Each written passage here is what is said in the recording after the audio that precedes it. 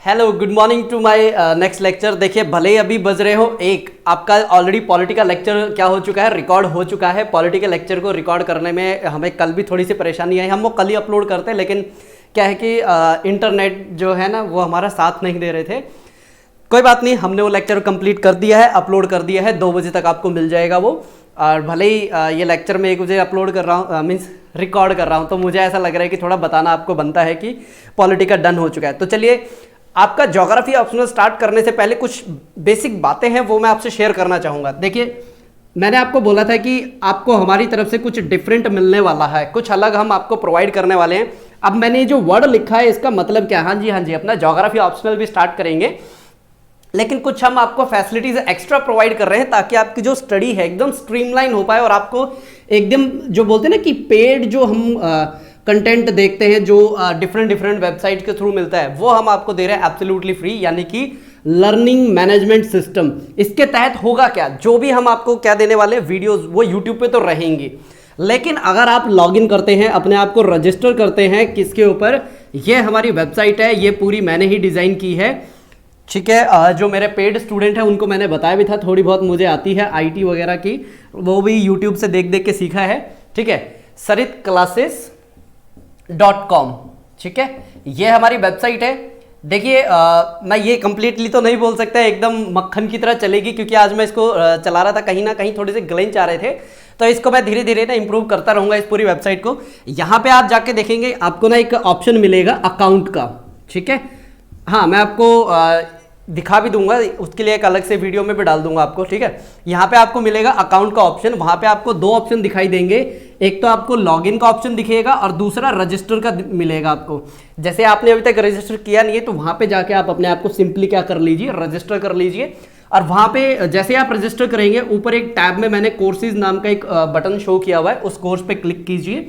अभी फिलहाल 3 कोर्सेज वहां पे आपको शो हो रहे हैं, इकोनॉमी, पॉलिटी और ज्योग्राफी ऑप्शनल, ठीक है। इसके अंदर हम आपको क्या प्रोवाइड करने वाले हैं, जो वीडियोस हम YouTube पे डालेंगे वो की वो वीडियो यहाँ पे भी रहेंगी, लेकिन फर्क ये रहेगा, यहाँ पे आपको मिलेंगे हमारे द्वारा दिए गए नोट्स, जो हम पीपीटी यूज कर रहे हैं वो, ठीक है, इनकेस अगर कहीं हम पीपीटी यूज कर रहे हैं, एंड इसके साथ आपको क्या मिलेंगे, जो क्विज है ना, ताकि आपको पता चल पाए जो आपने कंटेंट पढ़ा है उसमें आपकी कितनी पकड़ हुई है, कितनी आपकी कमांड है। यहां तक बताइए, कोई डाउट? LMS आपको प्रोवाइड किया जा रहा है, वहां पे प्रोसीजर क्या है, आप इस वेबसाइट पे जाइए, saritclasses.com, ये हमारी वेबसाइट है। इसके ऊपर आप अकाउंट वाले सेक्शन जो कि सबसे लास्ट में है उस पर क्लिक करेंगे, ठीक है। वहां पे आपको क्या मिलेगा, लॉगिन और रजिस्टर, ये ऑप्शन मिलेगा। रजिस्टर पे आप क्लिक करेंगे, रजिस्टर होते के साथ आप जैसे ही कोर्स पे क्लिक करेंगे ना, वहां पे आप ऑलरेडी लॉग्ड मिलेंगे और ये 3 कोर्स आपको दिखाई देंगे, ठीक है। इसमें आप जो कोर्स अभी कंटिन्यू करना चाहें वो आप कर सकते हैं। पॉलिटी के अंदर आपको एक लेक्चर दिखाई देगा, ठीक है, और जो ज्योग्राफी है इसके अंदर भी आपको एक लेक्चर दिखाई देगा। रेस्ट ऑफ जो लेक्चर है वो आपके डलते जाएंगे। इसका फायदा पता क्या होता है? देखिए, इसका फायदा ये होगा कि आप अपनी जो प्रोग्रेस है, ठीक है, जो आप अपनी प्रोग्रेस है उसको क्या कर पाएंगे, ट्रैक कर पाएंगे। देखिए, ट्रैक करना बहुत जरूरी है, चाहे वो कुछ भी हो, चाहे वो आपकी इनकम हो, चाहे वो आपकी नॉलेज हो, चाहे वो आपकी स्टडी हो, चाहे वो आपकी लाइफ हो, चाहे वो आपकी हैबिट हो, कुछ भी हो, ट्रैक करना बहुत जरूरी है। YouTube पे हम किस लिए दे रहे हैं, ताकि जो विद्यार्थी अभी तक हमारे बारे में नहीं जानते हैं वो YouTube के माध्यम से हमारे तक पहुंचे और हम उनको और बेहतर चीजें प्रोवाइड करें, ठीक है। यहाँ पे हम ये LMS में क्यों प्रोवाइड करें, ताकि जो चीजें आप पढ़ रहे हैं ना, YouTube पे होता है क्या है, मान लीजिए आपने एक वीडियो देखी, फिर उसके रेकमेंडेशन में कोई वीडियो है, फिर वहां से जाते जाते किसी फनी वीडियो, फिर एंटरटेनमेंट वीडियो, उसके बाद आप पता नहीं कहाँ गुम हो जाते हैं।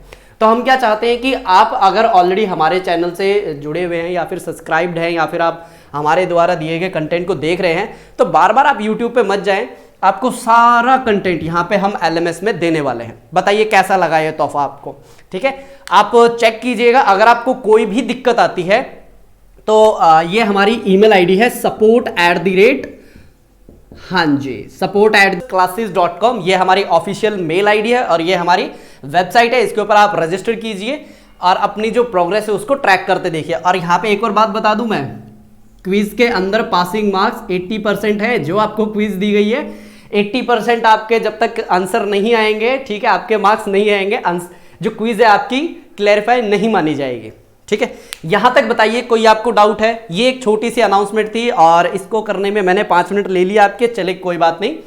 क्या मैं इरेज कर दूं इसको? कोई चीज समझ में नहीं आई हो? वेरी गुड, इसको मैंने कर दिया है इरेज। अब देखिए यहां पे हम स्टार्ट करते हैं अपने ज्योग्राफी ऑप्शनल को, लेकिन ज्योग्राफी ऑप्शनल को स्टार्ट करने से पहले हमें क्या देखना पड़ेगा, कुछ जो बेसिक बातें हैं ना वो थोड़ा समझ लेते हैं। अब बात आती है कि हमने आपको ज्योग्राफी ऑप्शनल का ही क्यों यहां पे प्रॉमिस किया है कि आपको हम geography optional as a free content देंगे।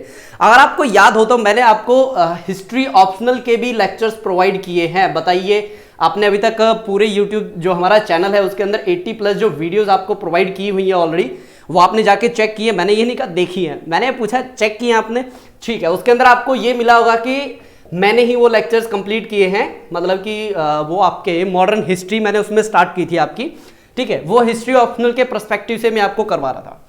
अभी क्या है कि हमने क्यों ज्योग्राफी ऑप्शनल को अभी प्रायोरिटी बेसिस के ऊपर रखा है ज्योग्राफी ऑप्शनल को, देखिए बिल्कुल अपने एक्सपीरियंस के आधार पर ही मैं सारी चीजें आपसे शेयर कर रहा हूं। एक मिनट में दूसरे कलर का पेन ले लूं, सॉरी मार्कर पेन तो आप यूज कर रहे हैं। देखिए हुआ क्या, ये जो 2000 कौन सा एग्जाम की बात कर रहा हूं मैं, प्रीलिम्स की, 2020, 2019 और 2018 एक ट्रेंड की बात कर रहा हूं मैं, ठीक है। माइट भी कोई इससे सहमत हो या ना हो, लेकिन ये जो मैंने ऑब्जर्व किया ना उसके बिहाफ पे मैं आपसे बात कर रहा हूं। देखिए होता क्या है, जो आपकी हिस्ट्री ऑप्शनल है ना, मैंने ये भी पढ़ा है, ऐसा नहीं है कि हिस्ट्री ऑप्शनल के बारे में मुझे कुछ भी नहीं पता और मैं ऐसे ही नींद में उठ के आपको बताने लग रहा हूँ। मैंने तकरीबन 3 साल इस सब्जेक्ट को पढ़ा है, हिस्ट्री ऑप्शनल को, और इसको तो मैं क्योंकि मेरे भाई का ऑप्शनल रहा था तो साथ के साथ जब हम बैठ के डिस्कस करते थे ना, तो इस सब्जेक्ट के ऊपर तकरीबन मेरा 5 साल का यहाँ पे कमांड है, इसके ऊपर ग्रिप है, इसके ऊपर 5 साल से मैं इसको पढ़ रहा हूँ। इसको मैंने 3 साल पढ़ा है और रेस्ट ऑफ हम जीएस के पर्सपेक्टिव से इसको पढ़ते ही हैं। तो यहाँ पे देखिए हिस्ट्री में क्या हुआ कि मैंने हिस्ट्री को क्या सोच के लिया था कि प्रीलिम्स में मुझे क्या हेल्प करेगा, लेकिन होता क्या है कि जो हिस्ट्री के जो क्वेश्चंस आ रहे हैं ना, वो जो हिस्ट्री ऑप्शनल के स्टूडेंट है, यानी मैं प्रीलिम्स की बात कर रहा हूँ, हिस्ट्री ऑप्शनल के जो स्टूडेंट है वो उन्हीं से ही नहीं क्रैक हो पा रहे, ठीक है। मतलब कि ऐसे ऐसे सवाल आते हैं, क्योंकि हमारे कुछ चुनिंदा होते हैं ना, जैसे उपिंदर सिंह के एंशिएंट हिस्ट्री पढ़ते हैं, फिर उसके बाद हम मिडेवल जो हिस्ट्री है वो पढ़ते हैं, फिर उसके बाद जो BL ग्रोवर की है, और भी बहुत सी अलग अलग किताबें हैं हिस्ट्री ऑप्शनल की। अभी किताबों के ऊपर डिस्कस ना करते हुए हम थोड़ा सा कंपैरिजन करना चाहते हैं, क्यों हमने ज्योग्राफी ऑप्शनल को स्टार्ट किया, ठीक है। तो यहाँ पे मैंने पाया कि जितनी हम यहाँ पे हम मेहनत करते हैं ना हिस्ट्री ऑप्शनल में, तो वो इतना क्या नहीं देता, रिजल्ट नहीं आता है। क्योंकि हमने क्या, जो हमारा पहला ही जो इंट्रोडक्टरी वीडियो था उसके अंदर हमने किसकी बात की थी, 80-20 प्रिंसिपल की बात की थी। बताइए आपको याद है कि नहीं है? बिल्कुल, आपकी स्माइल से पता चल रहा है कि आपने वो वीडियो बहुत ध्यान से देखी है। पहले ही दिन में इतना अच्छा रिस्पांस मुझे सच में उम्मीद नहीं थी, क्योंकि वो चैनल मान के चलिए डेड चैनल था। उसमें मैंने बस ये सोचा कि 1 या 2 ही देख लेंगे तो बहुत है, लेकिन उसके ऊपर इतना अच्छा रिस्पांस, दिल को बहुत अच्छा लगा। अब मन करता है कि और वीडियोस इसके अंदर मैं बना के चलूं, ठीक है। तो यहाँ पे 80-20 प्रिंसिपल का यूज करते हुए हमने डिसाइड किया कि हम ज्योग्राफी ऑप्शनल के ऊपर ज्यादा फोकस करेंगे। रीजन बीइंग, देखिए यहाँ पे जब भी आप रिसर्च करते हैं या फिर इसके बारे में पता करते हैं तो ये बोला जाता है कि बहुत लेंथी है ये, ठीक है, ये काफी लेंथी है। यस, ये काफी लेंथी है। इसकी मिनिमम टू मिनिमम 12 बुक्स आती हैं आपकी, वो पढ़नी होती है। लेकिन आप टेंशन मत लीजिए, इन 12 किताबों को कैसे कवर करना है विद इन 2 मंथ्स, कितने शॉर्ट पीरियड ऑफ टाइम में आप इसको कर सकते हैं, सारी चीजें मैं आपको करवाऊंगा, ठीक है।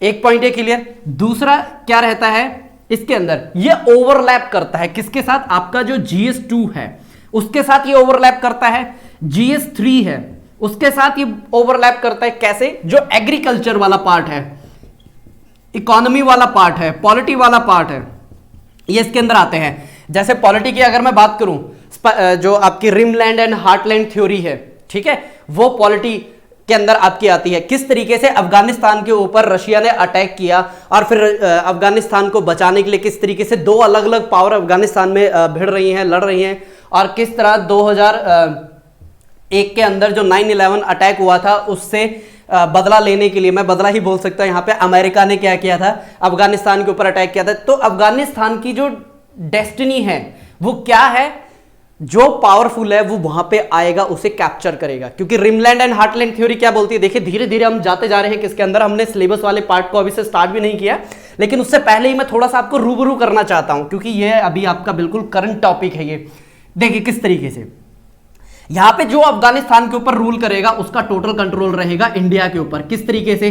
अरे भाई पाकिस्तान से क्या होती है, इन्फिल्ट्रेशन होती है, इसका मतलब क्या है, आतंकवादी आते हैं कि नहीं आते। तो इंडिया का जो नदन पार्ट है, यानी कि जम्मू कश्मीर का पार्ट है, जो टूरिज्म के लिए बहुत ही बेस्ट परफेक्ट है, जिसको स्विट्जरलैंड बनाया जा सकता था, इंडिया इंपैक्ट होता है। अगर आप इंडिया के ऊपर कंट्रोल कर पाते हो तो यानी कि इंडियन ओशन रीजन को कंट्रोल कर पाते हो, यानी कि वर्ल्ड के 80% प्लस के आसपास ट्रेड को आप कंट्रोल कर पाते हो। तो ये बोलती है रिमलैंड एंड हार्टलैंड थ्योरी, यानी कि ये आपका पॉलिटिकल जो कॉन्टेक्स्ट है ना, यानी कि इंटरनेशनल रिलेशन भी आप इसके अंदर कवर कर लेते हैं। मैंने क्यों बोला कि ये आपका करंट सिनेरियो है, जैसे अभी इजराइल एंड फिलिस्तीन ये अभी चल रहा है पूरे वर्ल्ड के अंदर, ठीक है।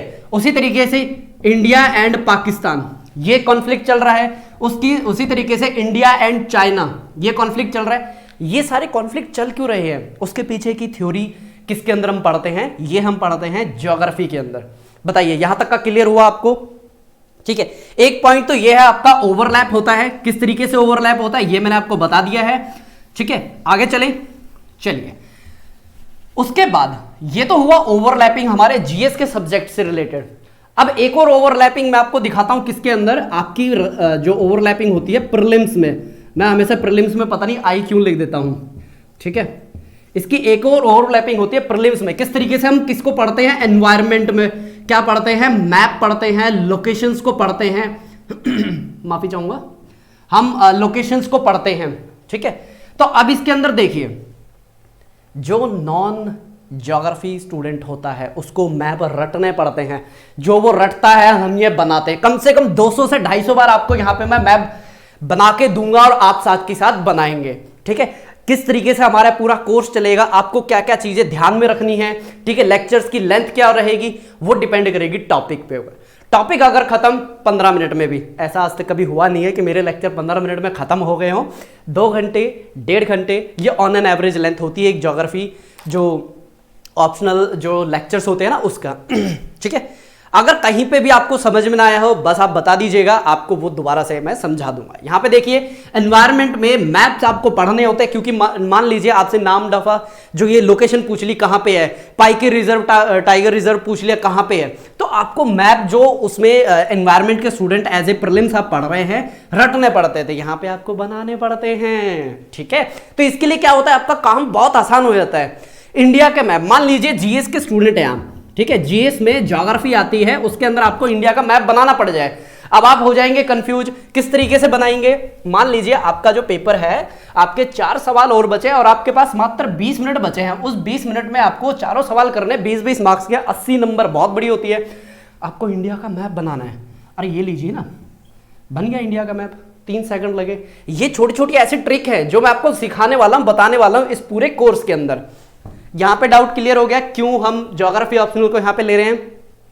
यानी कि एक जो ऑप्शनल है आपका मेंस के अंदर, ठीक है, प्लस में आपके प्री के अंदर क्या करता है, पूरी हेल्प करता है, ठीक है। जब से मैंने इस ऑप्शनल को पढ़ना स्टार्ट किया, मेरे जो बोलते हैं ना आंसर राइटिंग और जो उसके अंदर मैं कंटेंट लिखता हूं उसके अंदर काफी ज्यादा एनरिचमेंट आई, ठीक है। तो इसलिए मुझे लगा क्या भाई ये डेफिनेट है, ये अगर आप ज्योग्राफी ऑप्शनल के ऊपर पकड़ बनाते हैं अपनी, तो आपकी जो मेंस के आंसर राइटिंग है ना वो बहुत सुधरती है। क्योंकि बोला जाता है history is father of all subject and geography is mother of all subject. कुछ इस तरीके से आपने स्टेटमेंट सुनी है, नहीं सुनी तो आज आपने सुन ली, कोई बात नहीं। तो अब हम देखिए ज्योग्राफी ऑप्शनल क्यों पढ़ रहे हैं उसका रीजन देख लिया। अब साथ के साथ हम क्या करने वाले हैं, हमारा तरीका क्या होगा पढ़ने का, कौन सी किताबों को हम रेफर करेंगे।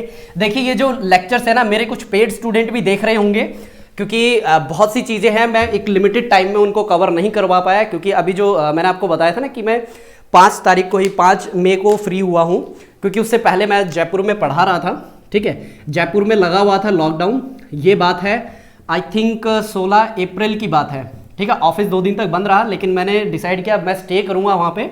मैंने 19 से लेकर के 5 तारीख तक, हाँ 5 तारीख तक अपने पूरे कोर्स को बच्चों के साथ इतना मिलके और इतने बेहतरीन तरीके से मैंने उनको करवाया। इससे क्या हुआ कि बहुत सी चीज़ें हैं ना जैसे कौन सी बुक्स रेफर करनी चाहिए। नोट्स मैंने तकरीबन उनको इतने बेहतरीन प्रोवाइड किए हैं, लेकिन कहीं ना कहीं मुझे लगा कि भाई थोड़ा सा और उनको बेहतर मैं करवा सकता था।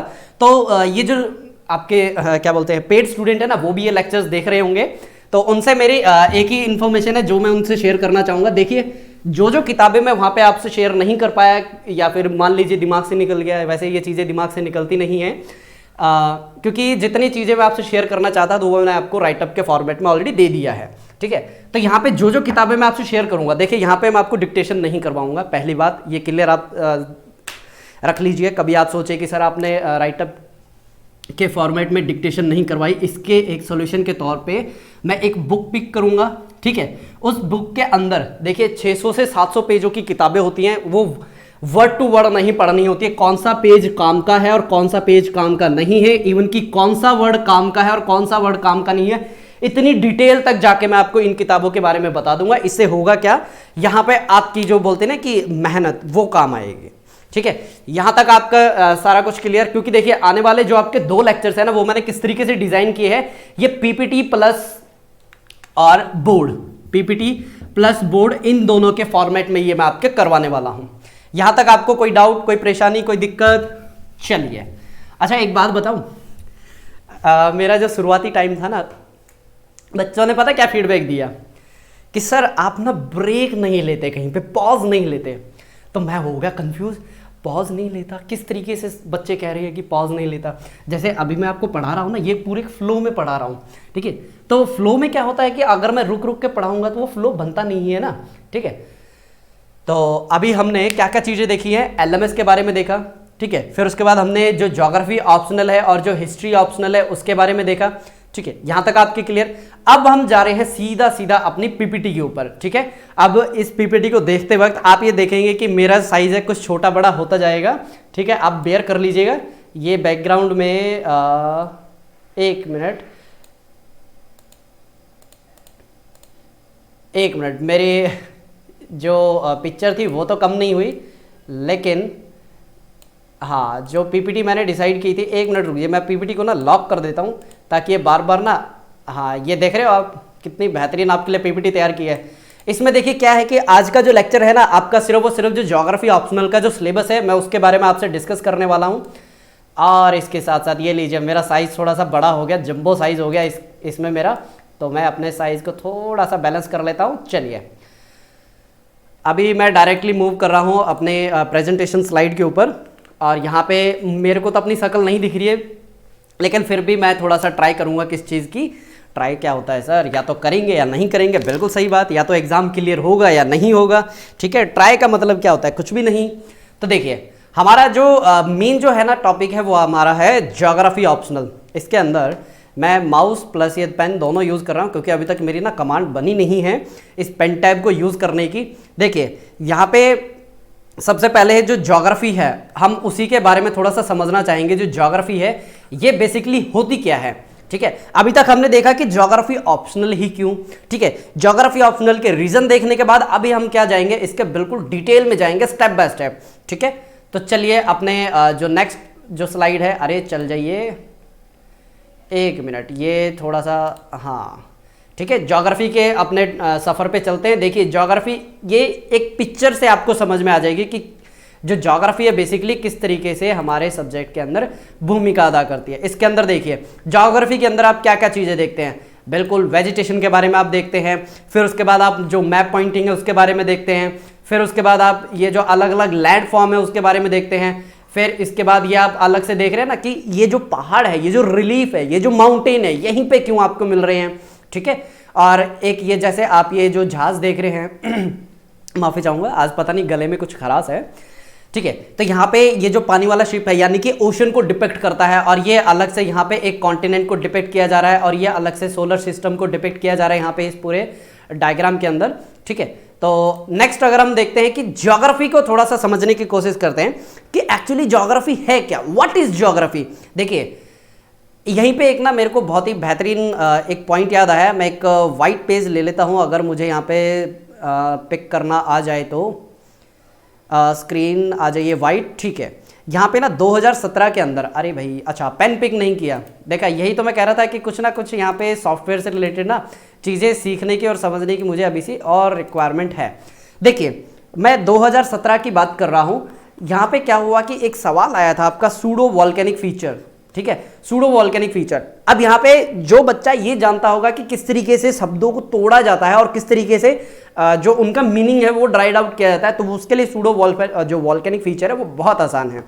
क्योंकि जो हमारी 10th क्लास की जो बायो है, 10th क्लास की बायो के अंदर हम पढ़ते हैं अमीबा। बताइए, अमीबा पढ़ते हैं, उसके अंदर हम क्या करते हैं, अमीबा किस तरीके से अपने खाने को एनगल्फ करता है, वो क्या करता है, ये आपका अमीबा हो गया, ठीक है। थोड़ा सा हम बायो के अंदर घुस रहे हैं, कोई बात नहीं, शब्द समझ में आने चाहिए, उसके पीछे का जो रीजन है वो समझ में आना चाहिए। थोड़ा सा मैं यहाँ पे अपने आप को एडजस्ट कर लेता हूँ, ठीक है।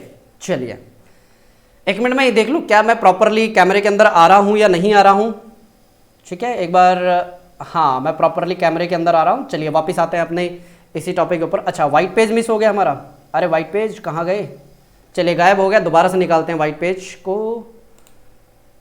एक मिनट, वाइट पेज कहाँ गया, हाँ यहाँ से निकाला था हमने वाइट पेज, और पेन हमने पिक कर लिया है, रेड कलर का पेन है। तो यहाँ पे हम अमीबा के बारे में देख रहे थे। अब देखिए ये जो अमीबा है, मान लीजिए इसको ये खाना पिक करना है, इसको खाना है, तो ये क्या करेगा, इसके पास जाएगा, इस तरीके से ये एक आम इस तरीके से बनाता है अपने। तो ये क्या है, इसकी खुद की आम है, नहीं, ये है इसकी सूडो आम, इसी को बोला जाता है, इसका जो सूडो स्ट्रक्चर है ये, ठीक है। अमीबा का रियल स्ट्रक्चर नहीं है, और over the period of time क्या करेगा, यहाँ से इसको ये क्लोज कर लेगा और इसको ये खा जाएगा, और जो इसके अंदर जो खाली मटेरियल होगा, यानी कि जो ये पचा नहीं पाया, उसको यहाँ से बाहर निकाल देगा। तो वर्ड यहाँ पे आपने देखा कि जो 10th क्लास में अगर आप थोड़ा सा ध्यान देते सूडो वर्ड आपको पता चलता है, और यही एग्जैक्ट 2017 के अंदर एक सवाल आपका पूछा गया था, सूडो वॉल्केनिक फीचर। अब यहाँ पे देख समझ गए आप, वॉल्केनो का मतलब क्या होता है, वॉल्केनो का मतलब होता है जब आपका जो हॉट जो मैग्मा होता है ऊपर आता है, ठीक है। ये मान लीजिए ये आपकी क्रस्ट है, इस क्रस्ट से आपका जो हॉट मैग्मा जब ऊपर आएगा, वो किसमें जब वो ऊपर आता है क्या बोलते हैं, उसको लावा बोलते हैं। अब जो अलग अलग फीचर लैंडफॉर्म पे बनते हैं उनको क्या बोला जाता है, वॉल्केनिक फीचर। अगर वो किस वजह से है, अगर वो मैग्मा के राइज अप होने की वजह से बने हैं। यहां तक क्लियर, ठीक है, यहां तक क्लियर।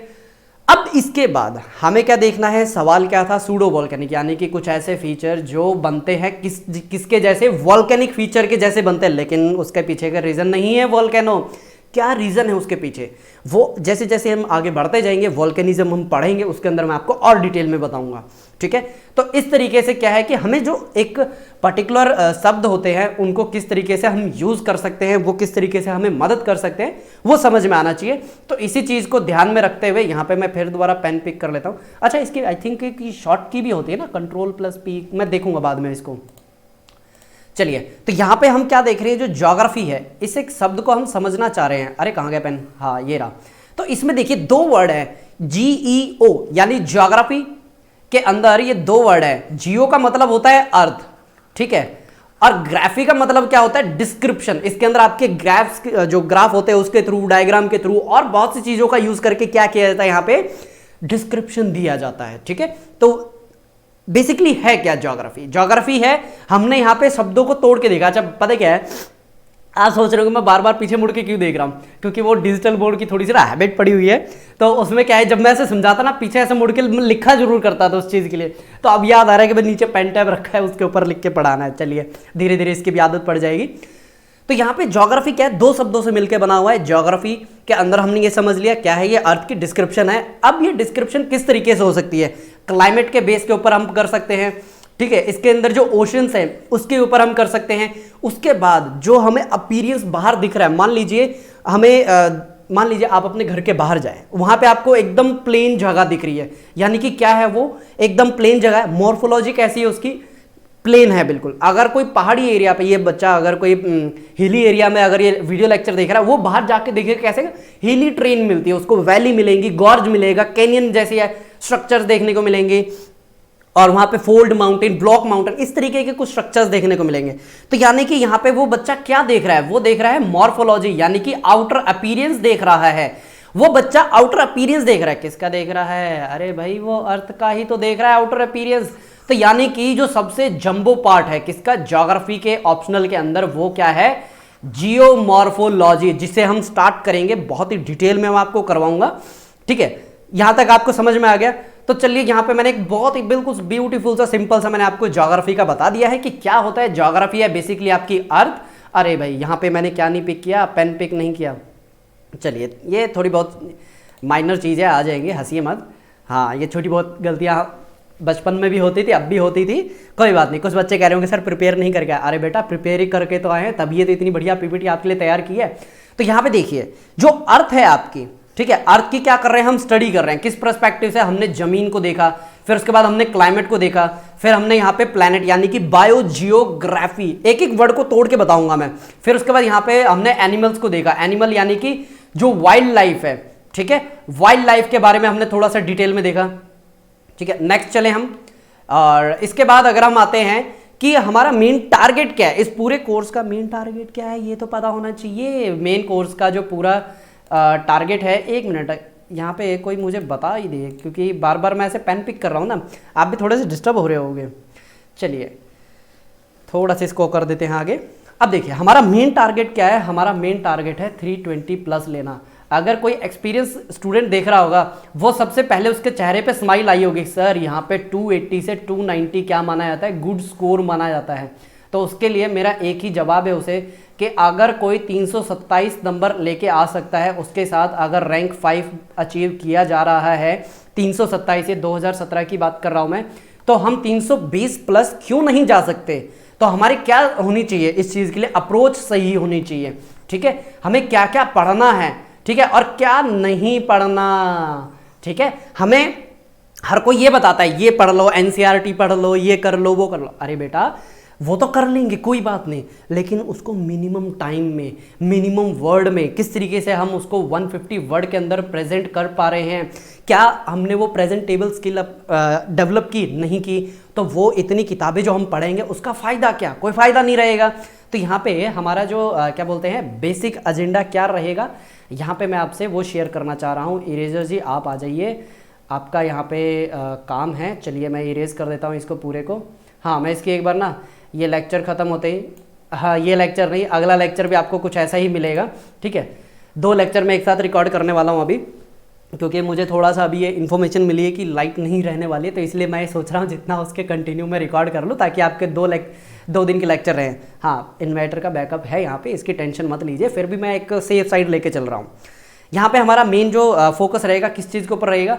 जो सिलेबस है। ठीक है, अच्छा यहाँ पे सिलेबस है, सिलेबस को बहुत ध्यान से पढ़ने वाले हैं हम। जो अपना जो 2 घंटे का टाइम है ना, 2 आवर्स डेडिकेट करने वाले हैं किसके ऊपर? सिलेबस के ऊपर। देखिए बेटा, बच्चों, यहाँ पे एक ना चीज़ क्लेरिफाई करता हूँ। जब मैं पढ़ा रहा था वहाँ पे मुझे पता था सभी या तो मेरी एज के हैं या फिर मुझसे छोटे हैं, लेकिन ये वीडियोस डाल जाएंगे किस पे? यूट्यूब पे। कोई अगर बड़ी उम्र का, कोई जो जिसकी उम्र मेरे से बड़ी है वो देख रहा है, अगर मैं बेटा बोलता हूँ, बच्चों बोलता हूँ, तो आप ज़रा दिल पे मत लीजिएगा। ठीक है, तो आपका जो मेन काम है, इन केस अगर आप देख भी रहे हैं, तो आपका मेन काम है सिर्फ चीज़ों को समझना, सीखना और अपने आप को इम्प्रूव करना। बस इसी के ऊपर आप फोकस रखिएगा, पढ़ाई अपने आप आपको आ जाएगी। ठीक है, तो यहाँ पे हमारा मेन फोकस किस चीज़ के ऊपर है? 2 घंटे हम किसके ऊपर देने वाले हैं? सिलेबस के ऊपर। क्योंकि मोस्ट ऑफ टाइम आप देखिएगा, जो आपके 95% बच्चे हैं ना, कभी भी 2 चीज़ों को देखते ही नहीं है। एक तो आपके सिलेबस और एक आपका प्रीवियस ईयर के जो क्वेश्चंस है ना, इनको नहीं देखते ध्यान से। इससे होता क्या है, वो क्या करेंगे? मान लीजिए यहाँ पे इकोनॉमी से रिलेटेड मैं एक आर्टिकल पिक कर रहा हूँ, यहाँ पे आ गया हैप्पीनेस इंडेक्स के बारे में, और उससे रिलेटेड 4 अलग अलग ऑथर्स ने अपनी अलग अलग राय यहाँ पे प्रेजेंट की है। क्या उन चारों ऑथर्स के जो आर्टिकल है पढ़ने हैं, नहीं पढ़ने? कैसे समझ में आएगा कौन सा आर्टिकल रेलेवेंट है?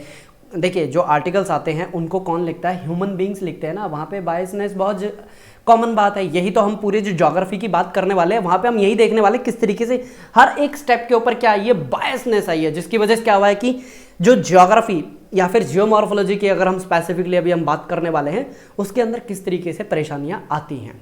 ठीक है, मुझे लग रही है पानी की प्यास। चलिए कोई बात नहीं, कंटिन्यू रखते हैं अपने लेक्चर को। देखिए, यहाँ पे हम जो डेडिकेटेड टाइम है 2 घंटा हमारा रहेगा सिलेबस और प्रीवियस ईयर के ऊपर, फिर हमारा फोकस रहेगा रिसोर्सेज। ये सारी चीज़ें हम ये हमारी तरफ से आपको क्या मिलने वाली हैं, यानी कि शॉर्ट फॉर्म में लिख देता हूँ, सरित क्लासेस की तरफ से आपको ये सारी चीज़ें मिलने वाली हैं। LMS में जाके देख लीजिए, वहाँ पे आपको प्रीवियस ईयर के क्वेश्चंस, जैसे यहाँ पे ऑप्शनल है, वहाँ पे क्विज तो नहीं हो पाएगी, लेकिन वहाँ पे मैं आपको प्रीवियस ईयर के क्वेश्चंस और उसके जो मॉडल आंसर है डायग्रामेटिक फॉर्म में मैं आपको प्रोवाइड कर दूंगा। ठीक है, ये सबसे ज़्यादा इंपॉर्टेंट है पर्सनल मैनेजमेंट। हर कोई बोलेगा कि सर टाइम मैनेजमेंट होना चाहिए। देखिए बेटा, टाइम मैनेजमेंट नहीं, पर्सनल मैनेजमेंट बहुत इंपॉर्टेंट होती है। ठीक है, पर्सनल मैनेजमेंट मतलब कि क्या, यहाँ पे आपको अपने बारे में यानी कि सेल्फ के बारे में पहले पता होना चाहिए कि आपका कैलिबर कितना है। कैलिबर मतलब मैं गन की बात नहीं कर रहा, कितने कैलिबर की गन है। कैलिबर का मतलब ये होता है कि आपकी सीटिंग कैपेसिटी कितनी है। ठीक है, आपकी सीटिंग कैपेसिटी कितनी है, क्योंकि जब मैंने पहले लेक्चर जब ही अपलोड किया था ना, 2.25 घंटे का था, अरे ये मैं काफ़ी पहले की बात कर रहा हूँ, वहाँ पे सारे बच्चे परेशान हो गए क्योंकि उनकी सीटिंग कैपेसिटी थी नहीं। एक बार आप एक जगह पे बैठ के आप तो नहीं, मैं उन बच्चों की बात कर रहा हूँ, वो नहीं देख पा रहे थे, तो उनकी तरफ से काफ़ी ज़्यादा फीडबैक आ रहे थे कि सर आप 1 घंटे का लेक्चर कर दीजिए। तो मेरी उनको स्ट्रिक्ट इन्फॉर्मेशन यही थी कि बेटा देखो, ये ज्योग्राफी ऑप्शनल है, ये जीएस का पार्ट नहीं है कि मैंने आपको क्या किया, विंड करवा दिया चलो उसको ख़त्म कर दिया, वॉल्केनो करवाया चलो उसको ख़त्म कर दिया। इनको कंबाइन करना बहुत ज़रूरी है। ये कंबाइन तभी होते हैं जब मैं इन दोनों को एक साथ करवा रहा हूँ। ठीक है, तो यहाँ पे आपको सेल्फ मैनेजमेंट देखनी होगी कि क्या आपकी सीटिंग कैपेसिटी है। ठीक है, ये तो आपको पता ही चल जाएगा, क्योंकि जो पॉलिटिकल लेक्चर्स है जैसे भाई बता रहे थे, वो अराउंड 1 घंटे के आसपास उनको डेवलप करने वाले हैं, यानी कि हर लेक्चर आपका 1-1 घंटे का रहेगा। ठीक है, पूरा डिटेल में भाई एक बार जो आपने पॉलिटी पढ़ ली, ज्योग्राफी ऑप्शनल यहाँ से पढ़ लिया, ठीक है, उसके बाद आपको फिर कोई और फ्री रिसोर्सेज की तरफ भागने की ज़रूरत नहीं है। एक तो सबसे पहले बात यहाँ पे जब हम रिसोर्सेज की बात करते हैं, आप एक बार रिस्ट्रिक्ट कर लीजिए, जितना आपको करवाया जा रहा है पहले उसके ऊपर कमांड कीजिए। मैं ये नहीं कह रहा कि बाकी का सब कुछ बेकार है, नहीं, पहले जितना पढ़ा है ना, इसको मिनिमम टू मिनिमम 3 बार रिवाइज कीजिए और देखिए क्या आप इसको प्रोड्यूस कर पा रहे हैं वेल स्ट्रक्चर्ड मैनर में 250 वर्ड में। अगर yes then go head what you want to study. मैं यहाँ पे कुछ नहीं बोलूँगा ये मैगजीन पढ़ो, ये करो, वो करो, क्योंकि इससे होता पता क्या है, आपके पास क्या होंगे 10 अलग अलग यहाँ पे सोर्स आ जाएंगे। सोर्स बोल लीजिए, रिसोर्स बोल लीजिए, किसके, सिर्फ ज्योग्राफी ऑप्शनल के। बाकी के 9 सब्जेक्ट और हैं आपके, जैसे आपके हो गए पॉलिटी, इकोनॉमी, एनवायरनमेंट, ज्योग्राफी, फिर उसके बाद IR, फिर उसके बाद आपकी साइंस एंड टेक, फिर उसके बाद करंट अफेयर। ये सारे फिर आप कब पढ़ेंगे, इसके लिए भी आपको समय निकालना है। इसलिए मैंने यहाँ पे एक वर्ड यूज़ किया है पर्सनल मैनेजमेंट। मैंने पूरी स्लाइड को एकदम लाल कर दिया है। ठीक है, अब होगी ये बिल्कुल साफ। आगे चले, पर्सनल मैनेजमेंट समझ में आ गया, तो यहाँ से हम स्टार्ट करते हैं अपने सिलेबस को थोड़ा सा डिकोड करना। देखिए 2 पेपर आते हैं, ठीक है, पेपर 1 और पेपर 2। देखिए पेपर 1 होता क्या है बेसिकली, मैं एक बार पेन सेलेक्ट कर लेता हूँ, नहीं तो स्लाइड ही आगे भाग जाएगी। 1 मिनट मैं देखता हूँ, Ctrl+P करके पेन आया, अरे पेन आया, हाँ समझ में आ गया। 1 मिनट, अगर मैं ओनली पेन करता हूँ, चलिए वो अगले स्लाइड में देखूंगा। तो देखिए यहाँ पे जो ज्योग्राफी ऑप्शनल है, इसके अंदर 2 पेपर आते हैं, पेपर 1 और पेपर 2। पेपर 1 में क्या मिलेंगे आपको, 2 पार्ट मिलेंगे, पार्ट A और पार्ट B। इसके अंदर आपकी क्या है, फिजिकल ज्योग्राफी और ह्यूमन ज्योग्राफी, ये आपके 2 पार्ट हो गए। पहले सिलेबस को समझिए आराम से, क्योंकि फिर होता क्या है, मान लीजिए मैं यहाँ पे कोई भी टॉपिक आपको करवा रहा हूँ ना, मैं आपको बोलूँगा ये आपका पेपर 2 के अंदर ज्योग्राफी के इस पार्ट पर, मैं जल्दी जल्दी बोल जाऊँगा तो बच्चे बोलेंगे सर कुछ समझ में नहीं आया। इसलिए मैं जो बेसिक है ना उसको बहुत स्ट्रॉन्ग करना चाह रहा हूँ, ताकि जैसे कोई बोले ना, अच्छा ये तो पेपर 1 के पार्ट A के अंदर है, जैसे जियोमॉर्फो आपके पेपर 1 में आती है, पार्ट A का है, और इसके अंदर ये ऐसे ऐसे हम स्ट्रक्चर डायग्राम बना सकते हैं। जैसे ही आपको कोई भी स्टेटमेंट सुनाई दे, पता चले उसको किस तरीके से आपको डिकोड करना है, मैं इस तरीके की इस लेवल तक कि आपके अंदर क्या चाहता हूँ, एडवांसमेंट आए। ये सारी चीज़ें हम करने वाले हैं। ठीक है, जो चीज़ें मैंने अपने ऊपर अप्लाई किया वही सारी चीज़ें मैं आपको बताने वाला हूँ, कुछ भी ऐसी रॉकेट साइंस और ये सारी चीज़ें मैं नहीं बताने वाला, ठीक है, जो कि आप इंप्लीमेंट ना कर पाए। दूसरा पेपर क्या होता है आपका, ज्योग्राफी ऑफ इंडिया।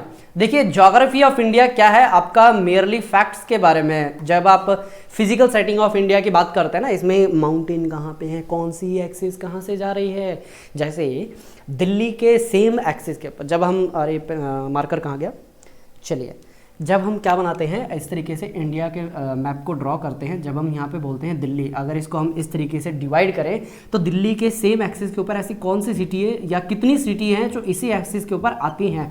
इसके लिए आपके क्या होनी चाहिए, फैक्चुअल इन्फॉर्मेशन स्ट्रांग होनी चाहिए, वो हम देखेंगे पेपर 2 के अंदर। ठीक है। जहां मुझे ऐसा लगेगा कि यहाँ पे समझाना जरूरी है वहां पे आपको क्या करवाया जाएगा, समझाया जाएगा। अदरवाइज आपको यहाँ पे मैं आपकी बुक ओपन करवाऊंगा, बुक के अंदर मैं एक एक लाइन बता दूंगा कि कौन सी लाइन आपकी ज़्यादा इंपॉर्टेंट है और किस तरीके से उसको मोल्ड करके आप लिख सकते हैं। ठीक है। पेपर 2 होते हैं, पेपर 1 और पेपर 2। पेपर 1 में है आपका फिजिकल ज्योग्राफी और ह्यूमन ज्योग्राफी, ये सबसे ज़्यादा इंपॉर्टेंट है। इसी को ही बोला जाता है कोर ज्योग्राफी, ये है आपकी कोर ज्योग्राफी। ठीक है। और दूसरा है आपका, ये है आपकी अप्लाइड पार्ट। यहां पे होता है क्या है, आपको पेपर 1 और पेपर 2 के अंदर क्या करना पड़ता है, रिलेशन स्टैब्लिश करना पड़ता है। ठीक है। किस तरीके से, अगर आपने यहां पे बात की है फोल्ड माउंटेन की, ठीक है, और यहां पे आप बात कर रहे हैं किसकी, फ्लड्स की, तो यहां पे आपको फोल्ड माउंटेन की नॉलेज फ्लड के साथ कनेक्ट करते हुए आनी चाहिए, तभी आपका पेपर 1 माना जाता है कि वो आपका अच्छा है, उसके ऊपर आपकी कमांड अच्छी है। 5-5 बच्चे इंटरव्यू दे देते हैं या फिर अपना जो बोलते हैं ना अटेम्प्ट्स क्लियर कर जाते हैं, लेकिन वो पेपर को कनेक्ट करना नहीं जानते। ठीक है। वो किस तरीके से करते हैं, स्टेप बाय स्टेप सारी चीज़ें सीखेंगे। तो चलिए फिजिकल ज्योग्राफी के अंदर हम स्टार्ट करते हैं। वाह, कैसा नज़ारा लग रहा है आपको, एकदम क्रिस्टल क्लियर पानी दिख रहा है, इतने ब्यूटीफुल आपको पहाड़ दिख रहा है। अच्छा, आप बताइए आप में से कितने स्टूडेंट ऐसे सीनरी को, व्यू को एंजॉय करके आए हैं। एग्जैक्ट ऐसा तो नहीं, लेकिन आप यहाँ पे, मैं यहाँ पे आपको करके दिखाता हूँ। अरे भाई कहाँ गए, इतनी बढ़िया ब्यूटीफुल सीनरी कहाँ चली गई। ठीक है। मैंने इस हाइट तक विजिट किया हुआ है, ये उसके ऊपर आपकी 4000 मीटर के ऊपर की हाइट है। ये हम जब पढ़ेंगे ना कि जब भी आपको कहीं पे क्या दिखती है, बर्फ़ दिखती है, बर्फ़ हमेशा आपको मिलेगी 4000 मीटर की जो हाइट होती है ना, उसके ऊपर ही आपकी बर्फ़ जमने स्टार्ट होती है। ये एडियाबैटिक लैप्स रेट क्या होता है, ठीक है, ये किस तरीके से वर्क करता है, ये जब हम क्लाइमेटोलॉजी कवर करेंगे ये सारी चीज़ें हम वहाँ पर समझेंगे। अब इन शब्दों को डिकोड करते हैं, किसको डिकोड करते हैं, इन शब्दों को step by step. Physical geography, ये क्या है आपका फिजिकल ज्योग्राफी। अरे भाई पेन भाई साहब कहाँ चले गए आप, हाँ ये देखिए ये आ गया। फिजिकल ज्योग्राफी आपका पार्ट ए के अंदर आता है, यानी कि ये है आपका पेपर 1। ठीक है। ये जितने भी आप देख रहे हैं ना, जियोमॉर्फोलॉजी, क्लाइमेटोलॉजी, ओशनोग्राफी, बायोजियोग्राफी और एनवायरमेंटल ज्योग्राफी, ये क्या है आपका, ये है आपका पेपर 1 का पार्ट ए। और इन सभी की अपनी अलग अलग एक किताब आती हैं। क्या इन सभी की अलग अलग किताबें पढ़ने का अपने पास समय है, क्योंकि हमारा पेपर कब है बताइए, अरे डेट भूल तो नहीं गए, 10 अक्टूबर 2021 को हमारा प्रीलिम्स है। तो तब तक हमें अपने आप को इतना स्ट्रॉन्ग कर लेना है कि इन किताबों की हमें इतनी रिक्वायरमेंट ना रहे। स्टेप बाय स्टेप सारी चीज़ें करते चलेंगे। देखिए शब्दों को डिकोड करना स्टार्ट करते हैं। स्क्रीन हो गई है साफ। जियो means earth, morpho means appearance, logy means study, climate means वातावरण। ठीक है। जैसा आपको जलवायु आपको दिख रहा है, लॉजी मीन्स उसकी स्टडी। ठीक है। यहां पे देखिए वेदर और क्लाइमेट, ये बहुत डिफरेंट कंसेप्ट है, थोड़ा सा गहरे कंसेप्ट है। ये जब हम क्लाइमेटो में जाएंगे थोड़ा डिटेल में तब पढ़ेंगे। ओशनोग्राफी, ठीक है, सब आपने कभी ये गौर किया है कि जो समुद्र की लहरें हैं वो चलती क्यों, यानी मूव क्यों करती हैं। देखिए समुद्र का पानी कभी पूरा मूव नहीं करता, उसकी जो अपर लेयर है ना वही मूव करती है। क्यों, यहां से आपकी आती है हवा। ठीक है। हवा के कांटेक्ट में कौन है, ये अपर लेयर है। ठीक है। ये क्या करती है, फ्लो करना स्टार्ट करती है, वही हमें क्या दिखती हैं, वेव्स के फॉर्मेट में दिखती हैं। अच्छा, मुझे करंट और वेव में क्या फ़र्क है, कुछ फिजिक्स के अंदर ऐसे ही कंसेप्ट आते हैं, समझ में आ रहा है आपको, कुछ रिकॉल कर पा रहे हैं, कोई बात नहीं, नहीं कर पा रहे तो अच्छी बात है, मेरे को समझाने में आसानी रहेगी। ठीक है।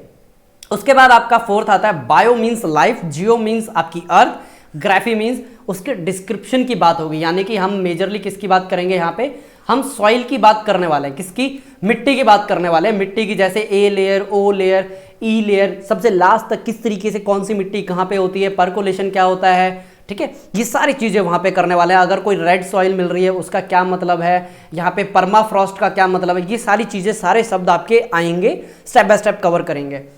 एनवायरनमेंट ज्योग्राफी, देखिए आ गया ना एनवायरनमेंट ज्योग्राफी, ये एक अलग से प्रीलिम्स के अंदर आई थिंक ये 17 से 20 नंबर के अभी सवाल आते हैं एनवायरनमेंट ज्योग्राफी के, क्योंकि जब से ये फॉरेस्ट का जो पेपर है ना, आपको पता हो पहले फॉरेस्ट गार्ड जो होते थे उनके जो पेपर होते थे वो अलग होते थे, लेकिन अभी क्या है यूपीएससी के साथ उसको मर्ज कर दिया गया, जिसकी वजह से जो पहले 1 या 2 ही सवाल आपके पूछे जाते थे एनवायरनमेंट से रिलेटेड, वो 1 से 2 से बढ़ के हो गए हैं आपके 17 से 20 के बीच में। यहाँ पे हमारा पूरा पूरा दबदबा रहता है। इसलिए आप देखेंगे मेंस लिखने वाले ना ज्योग्राफी ऑप्शनल के स्टूडेंट ज़्यादा होते हैं, क्योंकि उनके एडवांटेज है, यहाँ पे देखिए एडवांटेज है ये। ठीक है, चले आगे। ये हमने शब्द डिकोड कर लिए। अब इन शब्दों के साथ क्या क्या सिलेबस आता है वो हम पढ़ेंगे, थोड़ा सा देखते हैं। जियोमॉर्फोलॉजी, देखिए जियो मीन्स अर्थ, मॉर्फो मीन्स उसका अपीयरेंस, लॉजी मीन्स वो दिखती कैसी है। इसके लिए देखिए आपको क्या चीज़ें समझनी जरूरी है। जैसे ही आप घर से बाहर निकलते हैं आपको क्या दिखता है, लावा दिखता है, जमीन दिखती है, बताइए बताइए। सबसे पहले आप अभी आपने घर से बाहर अपना कदम रखा, आपने क्या देखा? आपने अपने घर से बाहर कदम रखते ही क्या देखे हैं? जमीन देखी है। उसी को क्या बोला जाता है? लैंड फॉर्म बोला जाता है। ठीक है, क्या ये लैंड फॉर्म एक दिन में डेवलप हुई है? अरे नहीं भाई, मिलियंस ऑफ ईयर लगते हैं। देखिए एक यहाँ पे ना मैं आपको जो क्रोनोलॉजी है थोड़ा सा क्लियर करता हूँ। अगर यहाँ पे रिसेंट वर्ड यूज किया जा रहा है, अगर यहाँ पे रिसेंट वर्ड यूज किया जा रहा है तो यानी कि ये 10,000 साल की बात हो रही है। ठीक है, ये कल परसों की बात नहीं होती ज्योग्राफी में। रिसेंट मतलब 10,000 20,000 ऐसे ब्लिंक ऑफ आई लगता है इसमें। ठीक है, चुटकियों का टाइम लगता है। लेकिन अगर यहाँ पे हम प्रॉपरली किसी पर्टिकुलर टाइम की बात कर रहे हैं ना, ठीक है, ओवर सेवरल सेंचुरी ईयर, तो यहाँ पे हम क्या यूज़ करते हैं? Million year ago. ठीक है, ये शॉर्ट फॉर्म लिखते हैं हम, और बिलियन ईयर अगो। ठीक है, ये कुछ हमारी वोकैबुलरी है जो हम यूज़ करते हैं एक अलग ज्योग्राफी ऑप्शनल के स्टूडेंट के तौर पे। ठीक है, बताइए यहाँ तक क्लियर हुआ?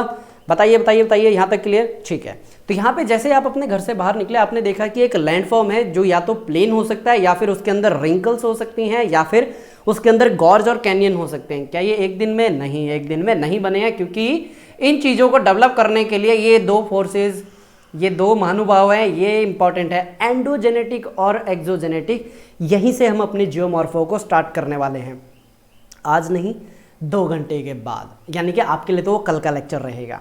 ठीक है, तो यहाँ पे एंडो का मतलब होता है इंटर, यानी कि अंदर। ठीक है, जेनेटिक मतलब होता है जिससे कोई चीज़ बनती हो। ठीक है, अब मान लीजिए ये एक पीस ऑफ रॉक है। ठीक है, इसको थोड़ा सा 3D लुक दे देते हैं ताकि आपको समझ में आए कि कैसे ये इंटरनल फोर्स लग रहा है। कोई बात नहीं, जैसा बना है उसमें आपको समझ में आ जाएगा। अरे बन जाओ भाई। अच्छा, बोर्ड ख़त्म हो गया, चलिए कोई बात नहीं। एंडो का मतलब होता है अंदर से फोर्स आ रहा है। जैसे वॉल्केनो जब ऊपर आता है इस तरीके से ऊपर आता है, वॉल्केनो ऊपर आ रहा है। ठीक है, मेरे पास कोई पेज है? कोई पेज नहीं है, चलो एक पेज मिल गया मुझे। अब देखिए ये क्या है? एकदम आपकी फ्लैट सरफेस है। ठीक है, ये क्या है? लावा। अब ये लावा ऊपर आता जा रहा है। ऊपर आप देख रहे हैं किस तरीके से, ये मान लीजिए मैं इसको इस तरीके से कर लेता हूँ। ये किसने बनाया है? लावा ने। क्या है? लावा कंसिस्टेंटली, यहाँ से मैं पेन को थोड़ा आगे रखता हूँ। ये आपका जो मैग्मा है ऊपर आ रहा है, ऊपर आ रहा है। किस तरीके से ये फोर्स क्रिएट कर रहा है, देख रहे हैं? ये फोर्स क्रिएट कर रहा है, यानी कि कैसा है? ये एंडोजेनेटिक। ठीक है, यहाँ पे लावा बोला चलो भाई मेरी अब ना छुट्टी हो गई, यहाँ से हम दूसरी कहीं जगह पे चलते हैं। अब यहाँ पे देखिए फोर्स कहाँ से लग रहा है? फोर्स कहाँ से लग रहा है देख के बताइए? बाहर से लग रहा है ना। अब ये रिलीफ क्या हो रहा है, यानी ये स्ट्रक्चर कैसी हो रही है? नीचे गई ना, यानी कि इसका साइज डाउन हो गया। ठीक है, यहाँ से आपकी फोर्स लगनी स्टार्ट हुई। देखिए near to the base level आ गया, यानी ग्राउंड तक आ गया। ये एक एक वर्ड बहुत इंपॉर्टेंट है। रिलीफ क्या होता है, बेस लेवल क्या होता है। ठीक है, चलिए इस पेज को तो मैं यहीं पर रख लेता हूँ, मुझे काफ़ी हेल्प करने वाला है पेज ये। ठीक है, तो यहाँ पे ये दो फोर्सेस होते हैं, एंडोजेनेटिक और एक्सोजेनेटिक। डीप में जाके बाद में देखेंगे हम। ठीक है, उसके बाद आता है कि जो अर्थ की क्रस्ट है, अर्थ की क्रस्ट है, क्या वो हमेशा से ऐसी थी? अरे नहीं, हमेशा से ऐसी नहीं रही है। ठीक है, इसमें क्या हुए हैं? चेंजेस आए हैं। ठीक है, अर्थ की क्रस्ट में चेंजेस आए हैं। जैसे कि आपके वैगनर साहब ने ये बोला था कि अर्थ ऑलरेडी ना बिखर के जुड़ चुकी है 4 बार। तो यानी कि कितने आपको यहाँ पे रिलीफ फीचर मिलेंगे? कम से कम 4 तो होने चाहिए। जैसे ही एक को क्या बोला जाता है? मोनो। ठीक है, और एक से ज़्यादा उसको क्या बोला जाता है? पॉली। ठीक है, 2 से ज़्यादा होना चाहिए वैसे तो, पॉली रिलीफ। ठीक है, पॉलीसाइक्लिक ये देखने को मिलती है। ये सारी चीज़ें हम कवर करने वाले हैं। फिर उसके बाद फंडामेंटल्स ऑफ जियो मैग्नेटिज्म। जियो यानी कि अर्थ, मैग्नेटिज्म मतलब जब आपकी अर्थ इस तरीके से गोल गोल घूम रही है तो इसके अंदर क्या है? मोल्टन रॉक है, जो कि आयरन है उसके अंदर, वो क्या कर रहा है? घूम रहा है, जिसकी वजह से उसके अंदर मैग्नेटिक फील्ड डेवलप हो रहे हैं। ये जस्ट एक अभी हमारे पास कोई ना कॉन्क्रीट हमने वहाँ पे जाके देखा नहीं है, ये एक हाइपोथेसिस है। ठीक है, तो ज्योग्राफी के अंदर ना जैसे हमने बताया कि यहाँ पे क्या मिलेगा आपको? ऑब्जर्वर बायसनेस आपको देखने को मिलेगी। किस तरीके से?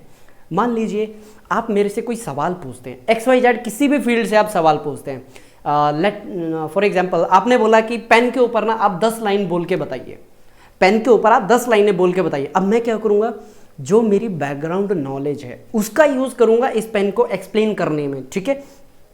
यही अगर मैं किसी 5 साल के बच्चे को बोलूँगा बेटा इसको एक्सप्लेन करो पेन को, तो वो क्या करेगा, जो उसकी 5 साल की जो नॉलेज है, जो उसकी समझ है, वो उसका यूज़ करेगा इस पेन को एक्सप्लेन करने के लिए, ठीक है। अगर आप मेरे से बात करेंगे, मैं इसकी कोई कंपनी का नाम बोल दूंगा, इसके ब्रांड की बात कर दूंगा, थोड़ी स्पेसिफिकेशन हो जाएगी, बच्चा सीधा बोलेगा अरे लिखने का काम आता है, आप मेरा टाइम वेस्ट मत करो, ठीक है। वो ये बोल के अपना खेलने निकल जाएगा, ठीक है। यहाँ तक समझ में आ गया ऑब्जर्वर बायसनेस क्या होती है, ठीक है।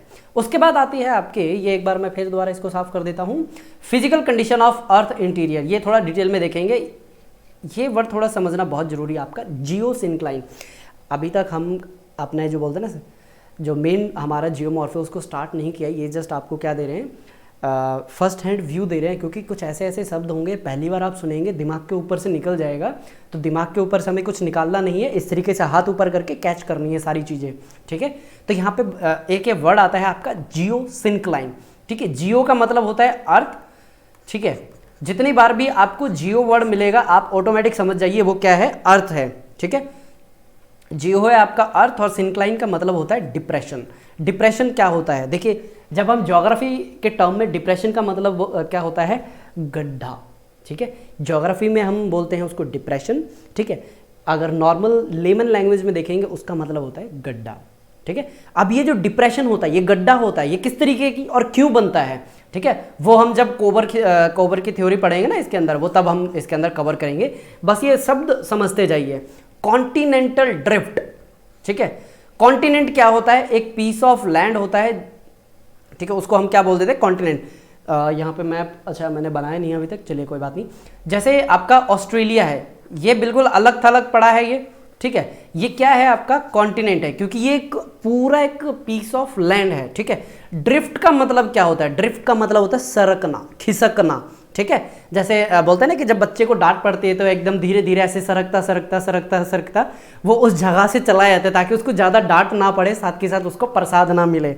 देखिए जो पेड स्टूडेंट उनको तो समझ में आ गया प्रसाद के मतलब क्या है, मैंने अपनी वोकैबुलरी में थोड़ा सा एडजस्ट किया है, ठीक है। प्रसाद का मतलब आप समझ गए क्या होता है, अरे खाने वाला प्रसाद होता है ये, ठीक है। तो यहाँ पे क्या है, बच्चे जैसे धीरे धीरे सरकने की कोशिश करते हैं ना, जब उनसे किसी सब्जेक्ट के बारे में पूछ ले, अच्छा तुमने ए फॉर एप्पल पढ़ा है, वो 4 बार तो बोल देगा, उसके बाद वो अपनी क्या करेगा, टेंडेंसी होती है बच्चे की वहाँ से बाहर निकलने की कोशिश करेगा। ऐसे ही जो आपके लैंड मास है, क्योंकि अर्थ आपकी मोशन में है, किसमें है, अर्थ आपकी डायनेमिक बॉडी है ना, आपका डायनेमिक, ठीक है। अर्थ आपकी डायनेमिक बॉडी है, मूव कर रही है, तो इसके अंदर जो लैंड है वो क्या एक जगह स्टैटिक रहेगी, एक जगह रुकेगी नहीं, वो भी क्या करेगी, मूव करती जाएगी। अब ये मूव किस तरीके से करेगी, ये मूव करेगी धीरे धीरे, जो लैंड है वो आपका धीरे धीरे मूव करता है, क्योंकि लैक्स ऑफ किलोमीटर्स का एरिया होता है किसका, जमीन का, ठीक है। अब इतनी बड़ी जमीन को अगर सरकना हो, अगर वो मूव कर रहा हो, हमें पता नहीं चलेगा। जो रेट ऑफ ड्रिफ्टिंग है ना, वो है तकरीबन 1 से 2 सेंटीमीटर पर ईयर, हमें नहीं पता चलता। कभी ऐसा हुआ है कि आज आप सोए, माफ़ी चाहूँगा, आज आप सोए और सुबह आप उठ के देखते तो आपका घर कहाँ है, किसी पहाड़ की चोटी के ऊपर, ऐसा होता है, नहीं होता ना। हाँ वो बात अलग है, कभी भूकंप आ गया तो दरार आ जाती है, क्रैक्स डेवलप हो जाते हैं, सुनामी आ जाती है, लेकिन वो सडन होते हैं, वो थोड़ा डिटेल में जाके आप देखेंगे, कम से कम आप मान के चलिए 2 लेक्चर के बाद हम डिटेल में जाके देखेंगे, ठीक है। फिर उसके बाद आइसोस्टेसी, ये भी हम बहुत डिटेल में देखने वाले हैं। आइसोस्टेसी का मतलब क्या होता है, 1 मिनट रुकिए, हाँ देखिए आइसोस्टेसी का सिंपल सा मतलब देखिए, एक ये डस्टर और एक ये पेन, इनमें से कौन सा अर्थ के ऊपर ज़्यादा फोर्स लगा रहा है, मुझे बताइए। एक ये पेन और एक ये डस्टर, इनमें से कौन सा ज़्यादा फोर्स लगा रहा है। ऑब्वियस सी बात है जिसका साइज़ बड़ा ऐसा लगता है, लेकिन जिसकी डेंसिटी ज़्यादा है वो ज़्यादा फोर्स लगाती है। लेकिन यहाँ पे हम एग्जाम्पल के तौर पे लेते हैं डस्टर को, ठीक है। दोनों को ऐसा हम अगर वर्टिकल स्टैंड में रखते हैं, ये दोनों इस तरीके से हैं, जिसका ज़्यादा वजन होगा ना वो उतना क्या करेगा, नीचे जाता जाएगा, ठीक है। ये थोड़ा डिटेल में हम देखेंगे कि किस में रूट बनेगी, ठीक है, माउंटेन रूट किस में बनेगी, किस में नहीं बनेगी, क्या वो 80 किलोमीटर डेप्थ तक जाएगी या 45 किलोमीटर तक रहेगी। जो जॉली ने बोला था वो सही था, या फिर आर्थर होम्स ने बताया था वो सही था। एवरेस्ट ने तो पता क्या बोल दिया था, एवरेस्ट वही है जिन्होंने माउंट एवरेस्ट को खोजा था, उनकी हाइट को नापा था वगैरह वगैरह। उन्होंने बोला कि जो माउंट एवरेस्ट है वो 8 किलोमीटर ऊंचा इसलिए है क्योंकि उसके अंदर बबल्स हैं, ठीक है। हाँ, ये आज से 150 साल पहले कही हुई बात है। अभी आप हंस सकते हैं कि इतने बड़े साइंटिस्ट हो के, या साइंटिस्ट तो नहीं थे वो थे, आई थिंक, मुझे कंफर्म नहीं याद मैं कर पा रहा, मैं आपको थोड़ा चेक करके बताऊंगा। वो ब्रिटिश के वो थे, अधिकारी थे। उन्होंने क्या किया था, सर्वे किया था पूरे माउंटेन एरिया का, ठीक है। अब नेक्स्ट है हमारा प्लेट टेक्टोनिक, ठीक है। नेक्स्ट हमारा टॉपिक है प्लेट टेक्टोनिक। एक मिनट देखता हूँ क्या पी दबाने से नहीं हो रहा है ये, एक मिनट। पी मीन्स अच्छा प्रीवियस होता है, ओके। तो कंट्रोल पी दबा दिया, पेन सिलेक्ट हो गया है। प्लेट का मतलब होता है एक, मान लीजिए ये क्या है, पीस ऑफ पेपर है आपका, इसको मैं कंसीडर कर रहा हूँ प्लेट। क्या ये प्लेट आपकी स्टैटिक है? अब भी हमने देखा है कि प्लेट स्टैटिक नहीं है, क्योंकि आपकी अर्थ क्या कर रही है, कंसिस्टेंट रिवॉल्व कर रही है, मूव कर रही है एक जगह से दूसरी जगह। तो ये मूव कर रही है किस वजह से? क्या यहाँ पे कन्वेक्शनल करंट बन रहा है? क्या होता है अभी बताता हूँ मैं। कन्वेक्शनल करंट की वजह से क्या है, ये प्लेट आगे मूव करती जाएगी। हाँ, जिस तरीके से इस पेज ने अपने आप का जो फेस है वो नीचे किया ना, इसी तरीके से प्लेट भी क्या करती हैं, नीचे जाती हैं दूसरी प्लेट के नीचे। अगर ये भारी होगी तो ये इस तरीके से नीचे जाती जाएगी। डायग्राम्स पूरे तैयार हैं, सब कुछ डन है, बस मैं आपको थोड़ा सा अटैचमेंट करवा रहा हूँ, समझते जाइए आप, ठीक है। तो यहाँ पे क्या होता है, प्लेट आपस में मूव कर रही है, इसी को प्लेट टेक्टोनिक बोला जाता है। ये 1960 के अराउंड इसको बनाया गया था, इस थ्योरी को, ठीक है, डेवलप किया गया। ये किसी एक पर्टिकुलर, हम बोल नहीं सकते जियोमॉर्फोलॉजिस्ट की है, किसी एक पर्टिकुलर साइंटिस्ट की। ये एक जो क्वांटिटेटिव रेवोल्यूशन हुआ था ना, जिसमें सिस्टम अरे क्या बोलते हैं, एकदम से ना जुबान लड़खड़ाए थे कभी कभी, सिस्टम एनालिटिक्स, ठीक है। सिस्टम एनालिटिक्स क्या होता है कि इसके अंदर बहुत सारा टेराबाइट्स का डेटा क्या जाता है, सिस्टम में डाला जाता है। अगर मैं आपको ये बोलूँ कि चलो अच्छा, आप मुझे ये काउंट करके बताओ कि पूरी अर्थ के ऊपर कितने रेत के कण हैं, कर सकते हैं? नहीं कर सकते ना। इंसान सारी चीज़ें कर सकता है, लेकिन कुछ जगह पे उसके लिमिट आ जाती है। उस लिमिट के आगे जब काम करना होता है तो क्या लिया जाता है, सिस्टम्स, यानी कि यहाँ पे मैं कंप्यूटर की बात कर रहा हूँ, कंप्यूटर का सहारा लिया जाता है, ठीक है। यहाँ तक क्लियर। उसके बाद यहाँ पे नेक्स्ट हमारा रहेगा वोल्केनोसिटी। वोल्केनोसिटी होता है कि किसी भी पर्टिकुलर लैंड फॉर्म के ऊपर कहीं पे अगर आपको वोल्केनो दिख रहे हैं तो क्यों है, यहीं पे क्यों, कहीं और क्यों नहीं, ठीक है। अर्थक्वेक को बहुत अच्छे से जानते हैं, P wave, S wave, shadow zone क्या होता है, ये हम बहुत ध्यान से देखेंगे इसके अंदर। फिर उसके बाद डेनुडेशन, क्रोनोलॉजी, चैनल मॉर्फोलॉजी, ये आपका आ जाएगा, पूरा रिवर से रिलेटेड है, ठीक है। जब रिवर मूव करती है, आपकी वी शेप वैली बनेगी या यू शेप बनेगी या मेंडरिंग रहेगी, वो चैनल मॉर्फोलॉजी पे हम डिस्कस करेंगे। अच्छा, मैंने कुछ बोला था, मैं आपको समझाऊंगा। हाँ, कन्वेक्शनल करंट, चलिए इसी के ऊपर समझा देता हूँ मैं। देखिए, कभी आपने गौर किया है कि जब घर में चाय बनती है उसमें क्या किया जाता है, पानी डाला जाता है। पानी शुरुआत में ऊपर आना स्टार्ट करता है, क्या बबूले बनते हैं उसके अंदर? नहीं बनते ना, कंसिस्टेंट उसके अंदर हीट आती है ना, तो जो नीचे वाली लेयर होती है वो गर्म होती है। जैसे ही कोई चीज़ गर्म होगी, एक पहला रूल और पहला लॉ बताने जा रहा हूँ मैं, जैसे ही चीज़ गर्म होती है वो होती है हल्की और वो ऊपर की तरफ मूव करती है, चाहे वो आपका पानी हो चाहे वो आपकी हवा हो। क्लाइमेटोलॉजी में ये थंब रूल है आपका, ठीक है। जैसे ही कोई चीज़ क्या हुई, आपकी वार्म हुई, ठीक है, उसकी टेंडेंसी है वो राइज अपवर्ड करेगी, चाहे वो हवा हो चाहे वो आपकी, हाँ फिर दोबारा ये इरिटेशन कर रही है, चलिए, चाहे वो आपकी हवा हो चाहे वो आपका पानी हो, क्या करेगा, अपवर्ड राइज करेगा, ठीक है। ये जब हम ओशनोग्राफी पढ़ेंगे ना, किस तरीके से आपका जो अलग अलग करंट एक दूसरे को रिप्लेस करते हैं, कैसे आपका जो कोल्ड करंट है और जो आपका वार्म करंट है मिक्स होते हैं ग्रैंड बैंक के एरिया पे, वहाँ पे डेंसिएस्ट फॉग बनती है और काफ़ी ज़्यादा मछलियाँ भी आती हैं वहाँ पे। नेक्स्ट चलते हैं, अभी हम थोड़ी सी ना स्पीड अप करने वाले हैं, ठीक है। जो हम यहाँ पे चीज़ें कवर कर रहे हैं इसको थोड़ा सा स्पीड अप कर लेते हैं काम को। उसके बाद इरोजन का मतलब क्या होता है, देखिए यहाँ पे एक एक शब्द आपको इंट्रोड्यूस करने बहुत ज़रूरी है, क्योंकि इसके अंदर कुछ मैं आपको ऑप्शनल के तहत करवाऊंगा, कुछ मैं आपको जीएस के तहत करवाऊंगा, ठीक है। तो आपको दोनों कंप्लीट देखने, जीएस और ऑप्शनल दोनों देखने, क्योंकि यहाँ पे ना कोरिलेट करते हैं। ये जैसे आपके इरोजनल सरफेस हैं, ये आपके टू द पॉइंट आते हैं, किसके अंदर, जीएस के अंदर भी आपकी आती है, ठीक है। इरोजनल सरफेस क्या होते हैं, जैसे कि रिल क्या होता है, गली इरोजन क्या होता है, ठीक है, शीट इरोजन क्या होता है, अलग अलग ये क्या है आपके इरोजन की टाइप है। ऐसे आपका स्लोप डेवलपमेंट, अब जब बात आती है स्लोप डेवलपमेंट में, यहाँ पे आपके आएंगे डेविस, पैंक, किंग, वुड, ये क्या है, ठीक है। ये पैंक ने तो ये जर्मन थे, ठीक है, जर्मन जियोमॉर्फोलॉजिस्ट थे ये। इन्होंने कैसे कैसे शब्द यूज़ किए थे, बॉश चुंगे, हैडल हैंग, ठीक है, एल्विते, मेरे को तो बोलना भी कभी कभी ना दिक्कत आती है, एब्स्टे गुंडे, एलवी गुंडे, ये इनके शब्द थे जो यूज़ किए गए थे लैंड फॉर्म किस तरीके से बनता है इनको एक्सप्लेन करने के लिए। लेकिन किस्मत इनकी इतनी साथ नहीं थी, 1933 के नियर बाय इनकी डेथ हो गई, ठीक है। बोला ये गया था कि क्योंकि यही बिल्कुल यंग एज के अंदर इनकी डेथ हुई थी। काफ़ी डिटेल में हम फिर आगे देखेंगे, नहीं तो अगर मैं यहीं पे एक्सप्लेन करूँगा तो थोड़ा वक्त ज़्यादा लग जाएगा। पता क्या है, एक बार जब लगता है ना कोई एक पॉइंट में उठा के बताना स्टार्ट करूँ तो मन करता है कि इसी के ऊपर थोड़ा सा समय ले ही लिया जाए। उसके बाद सबसे मेन जो इंपॉर्टेंट आता है ना आपका, ये है आपका अप्लाइड जियोमॉर्फोलॉजी। इसके अंदर मैं आपको सिर्फ आइडियाज़ दे सकता हूँ। ये आप अप्लाई तभी कर पाएंगे जब आपकी जो कोर है ना, जो कोर ज्योग्राफी है, वो आपकी बढ़िया से आपने क्या किया, उसके ऊपर कमांड स्टैब्लिश किया। इसी चीज़ के लिए हमने यहाँ पे आपको क्या प्रोवाइड किया है, LMS प्रोवाइड किया है। प्रैक्टिस कीजिए उसके अंदर, ठीक है। नेक्स्ट चले, यहाँ पे आपकी जियोमॉर्फोलॉजी खत्म होती है। इसके बाद आपकी जो नेक्स्ट आती है वो है क्लाइमेटोलॉजी।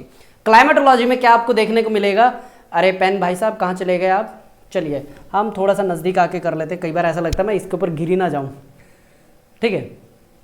सबसे पहले आता है आपका टेम्परेचर एंड प्रेशर बेल्ट।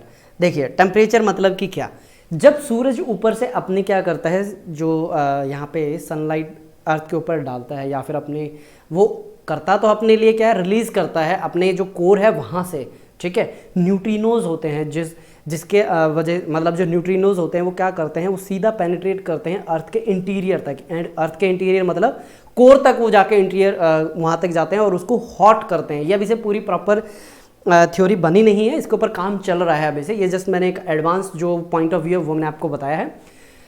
तो जो टेम्परेचर है वो क्या किसकी वजह से है, ऑब्वियस सी बात है सन की वजह से। क्या वो पूरा जो यहाँ पे सन की वजह से रेज आ रही है पूरी अर्थ पे पहुँचती है, नहीं, सिर्फ 49% के नियर बाय पहुँचती हैं। रेस्ट ऑफ 51% क्या होती है, रिफ्लेक्ट बैक हो जाती है ओजोन की तरफ से। अब यहाँ पे परसेंटेज के मामले में अगर आप देखिए 49 नहीं आ रही है, और उसके अंदर से अर्थ की जो सरफेस है वहाँ तक आपकी बहुत मिनिमल पहुँच पाती है, ठीक है।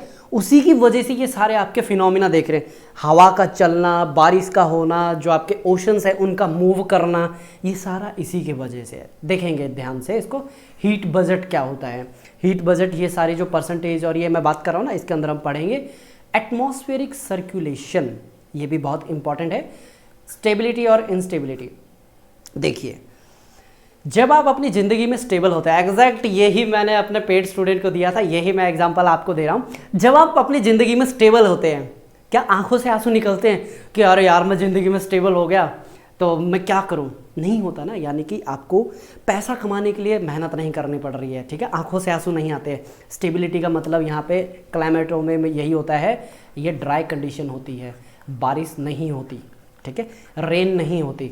जैसे ही स्टेबिलिटी वर्ड आता है तो आप समझ जाइए बारिश नहीं होगी। जितने भी रेगिस्तान हैं उनके ऊपर कैसी हवा होती है, स्टेबल एयर, यानी कि ड्राई एयर होती है, उसके साथ क्या नहीं मिलेगा, पानी नहीं मिलेगा।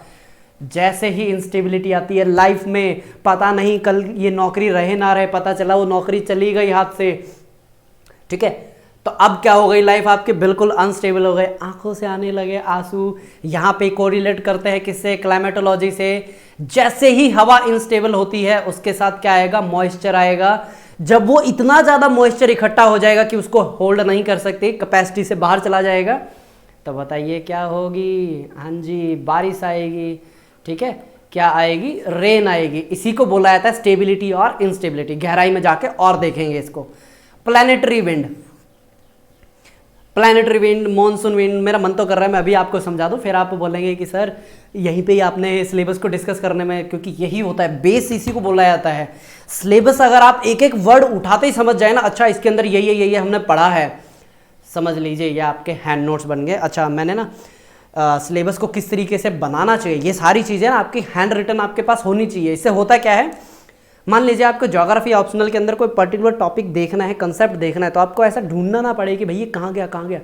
मैं आपको इस लेक्चर के ख़त्म होते हैं ना, मैं वीडियो को पॉज करूँगा, जो मैंने नोट्स अपने खुद के बनाए हुए किस तरीके से मैं जब लेक्चर को डेवलप करता हूँ उसके नोट्स में किस तरीके से बनाता हूँ, कैसे फ्लो चार्ट डेवलप किए जाते हैं, कौन सा पॉइंट कहाँ बताना होता है, ये सारे मैं आपको दिखाऊंगा ताकि आपको थोड़ा सा एक आइडिया मिले। अगर इसमें नहीं हो पाएगा तो आई थिंक इस लेक्चर के बाद एक और जो आएगा ना आपका जियोमॉर्फो, जो तीसरा लेक्चर मैं रिकॉर्ड करूँगा ना वो कल रहेगा, तो उसके साथ मैं आपको पिक्चर्स के साथ आपको दिखा दूंगा। कोई डाउट? चलिए, तो यहाँ पे मॉनसून क्या होता है, बहुत ही इंपॉर्टेंट है, आने वाला भी है मॉनसून, ठीक है। कब आने वाला है? केरला को हिट कर चुका है मॉनसून, ठीक है। इस बार मॉनसून डिले है या अर्ली है, यानी कि मॉनसून पहले आ रहा है या लेट आ रहा है। अच्छा, मॉनसून अभी हिट किया है तो इसके पीछे का रीज़न क्या है? ताउते है या फिर अभी एक और यहाँ पे साइक्लोन डेवलप हो रहा है, ठीक है। साइक्लोन डेवलप होने के लिए पानी का टेम्परेचर 27 डिग्री ही क्यों चाहिए, 60 मीटर की गहराई क्यों जरूरी है, ये सारी चीज़ें हम करने वाले हैं क्लाइमेटो के अंदर, ठीक है। जैसे ये एयर मास हो गया, फ्रंटोजेनेसिस क्या होता है, फ्रंट का मतलब क्या होता है, देखिए बहुत ही बढ़िया सवाल है ये। अगर आप यहाँ पे देख पाएँ तो बढ़िया, मेरे को लगता तो नहीं है कि आपको ये पूरा क्लियर दिखेगा अगर यहाँ पे मैं कुछ समझाता हूँ। चलिए मैं इसको क्लीन कर देता हूँ। देखिए फ्रंट बेसिकली क्या होता है, ये आया है जो लड़ाई का मैदान होता है ना, वहाँ से ये शब्द आया है। किस तरीके से समझिए एक बार, ये है आपके इंडिया, ये है आपका पाकिस्तान, बीच में क्या है, एक लाइन खींची हुई है और दोनों तरफ से क्या चल रही हैं, गोलियां चल रही हैं। मैं नहीं चाहता ऐसा हो, लेकिन यहाँ पे मैं समझाने के लिए आपको बता रहा हूँ कि ये फ्रंट वर्ड आया कहाँ से है। क्या ये दोनों एक साइड से? नहीं, अलग अलग डायरेक्शन से है ना, ये अलग अलग डायरेक्शन से, तो यानी कि क्या है, दोनों डिफरेंट है। ये क्या बना, फ्रंट बना। इसी तरीके से यहाँ पे जब हम बात करते हैं किसमें, हवा के बारे में, ये क्या होगा, ये है आपकी वार्म एयर और ये हो गई आपकी कोल्ड एयर। अगर ये अगर कोल्ड एयर हावी हो गई, डोमिनेट कर गई, आपको ना क्या मिलेगा, तेज हवा, बारिश और थंडरस्टॉर्म मिलेगा। अगर वार्म एयर डोमिनेट करती है, ये सारा डायग्राम के थ्रू आपको सारी चीज़ें बना के दूंगा मैं। वार्म एयर, क्योंकि ये सारी चीज़ें ना अभी 1-2 दिन में आपने देखी भी होंगी, जैसे ये ताउते गया है अभी, ठीक है। आप अगर द हिंदू कवर कर रहे हैं उसके अंदर ना एक इस तरीके से पेज नंबर एडिटोरियल से पहले वाला जो पेज होता है ना, अगर आप देखेंगे आई थिंक पेज नंबर 5 आता है वो, उसमें देखेंगे एक मैप दिखाया जाता है।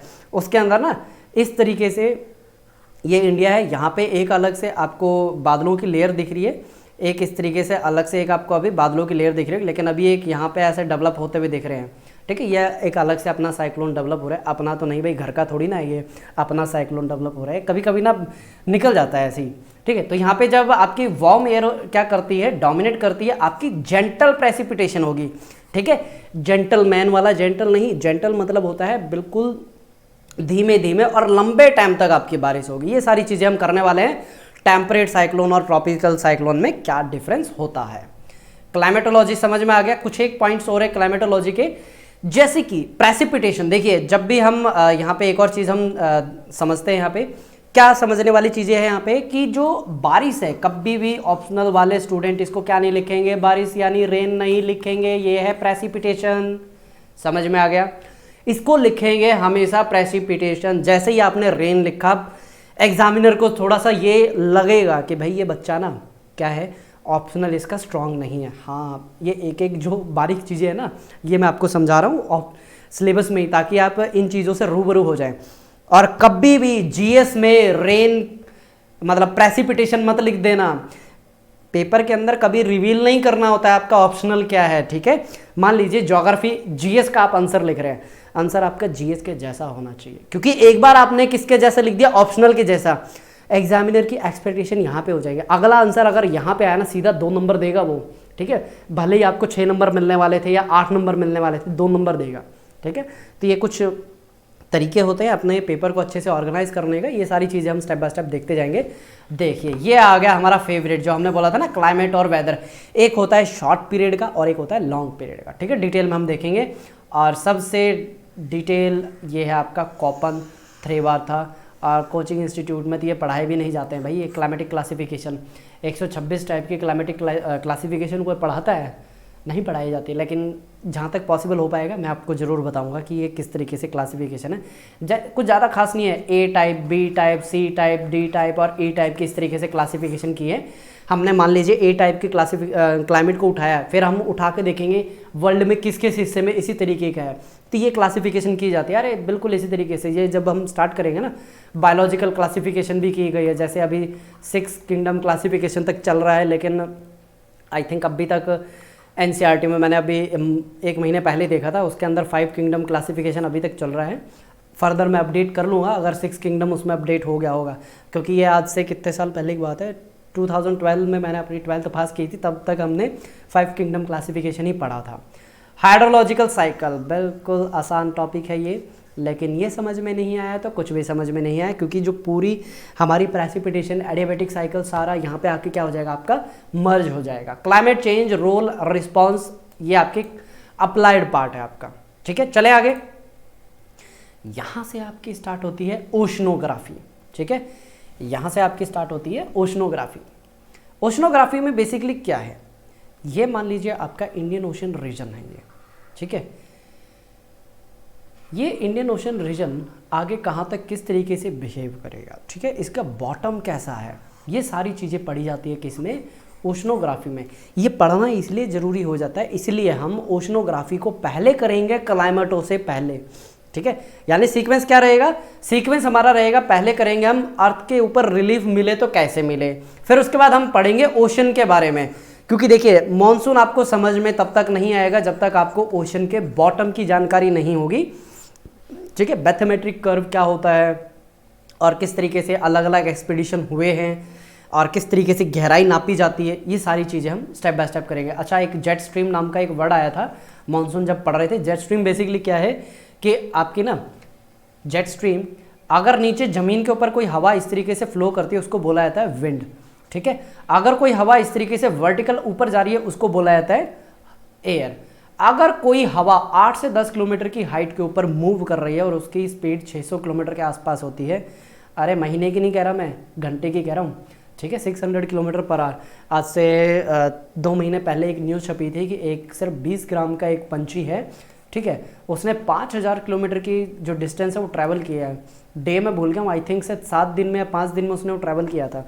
वो इतना स्पीड मतलब इतना डिस्टेंस कैसे ट्रैवल कर गया, उसने जेट स्ट्रीम का सहारा लिया था। ठीक है, ये होता है अप्लाइड पार्ट, किस तरीके से पढ़ी हुई चीज़ों को आपको अपने न्यूज़पेपर में अप्लाई करना है।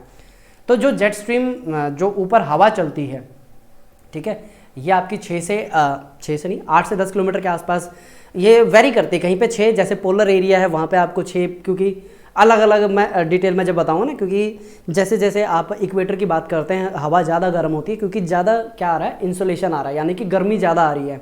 ठीक है, 14 किलोमीटर तक की हाइट मिलती है। जैसे जैसे आप पोलर तक जाएंगे वो 6 से 8 किलोमीटर तक की हाइट रह जाती है। मैं इसकी बात कर रहा हूँ ट्रोपोस्फेयर की। ठीक है, यहाँ तक समझ में आ गया। जो ये ऊपर जो हवा मिलती है, ठीक है, एक कंप्लीट एक बैंड होता है ये, इसको क्या बोला जाता है, जेट स्ट्रीम। जेट का मतलब ही समझ में आ गया। ये आपके वर्ल्ड वॉर के टाइम ढूंढी गई थी, जिस वक्त आपके अमेरिकन प्लेन्स जा रहे थे जापान के ऊपर बॉम्ब करने के लिए। उनके जो रेडार मतलब जो उनकी स्पीड दिखाने वाले स्पीडोमीटर थे ना, वो बिल्कुल 0 पे शो करने स्टार्ट कर गए थे। यानी कि ना तो प्लेन आगे जा रहा था ना पीछे जा रहा था, क्योंकि उस वक्त जो आपके जेट्स थे उनकी 600 की स्पीड थी।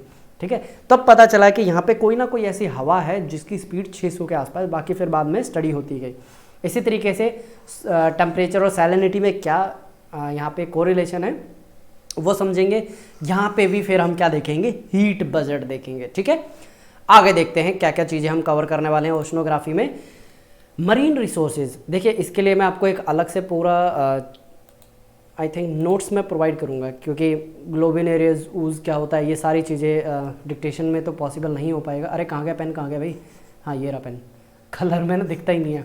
ठीक है, जो मरीन रिसोर्सेज होते हैं जैसे कि आपके जो मिथेन हाइड्रेट, ठीक है, मिथेन हाइड्रेट क्या होता है, किस तरीके से अभी मेन जो फोकस है इंडिया का इन रिसोर्सेज को एक्सट्रैक्ट करने के ऊपर ही जा रहा है। ठीक है, कोरल क्या होता है, कोरल ब्लीचिंग क्या होता है, देखिए ब्लीच का मतलब होता है कलर का उड़ना। ठीक है, अब ये कलर का उड़ना, मान लीजिए जब कपड़े के ऊपर कोई दाग लग जाता है, इसको मुझे चमकाना है, सफ़ेद रंग का, उसको क्या करते हैं, ब्लीच में डाला जाता है। ठीक है, वो चमक के आ जाता है। अब ये चमक किसकी आ रही है, कोरल की आ रही है, तो इसके लिए क्या बोला जाता है, कोरल ब्लीचिंग। ठीक है। सी लेवल में चेंजेस किस तरीके से होते हैं, कब होते हैं, क्यों होते हैं। जैसे अभी हमारे जो दो मेन है, जब भी हम जियोमॉर्फो की स्टडी करते हैं ना, जियोमॉर्फोलॉजी की स्टडी करते हैं, हम दो पीरियड को बहुत ज़्यादा इंपॉर्टेंस देते हैं। कौन से? प्लेस्टोसीन और ये जो क्वाटरनरी पीरियड के ही हैं ये दोनों, एंथ्रोपोसीन और प्लेस्टोसीन, इनको ज़्यादा हम तवज्जो देते हैं ताकि हमें जो स्टडी है ना अंडरस्टैंडेबल हो पाए, ताकि हम उसको ह्यूमन से के साथ कोरिलेट कर पाए।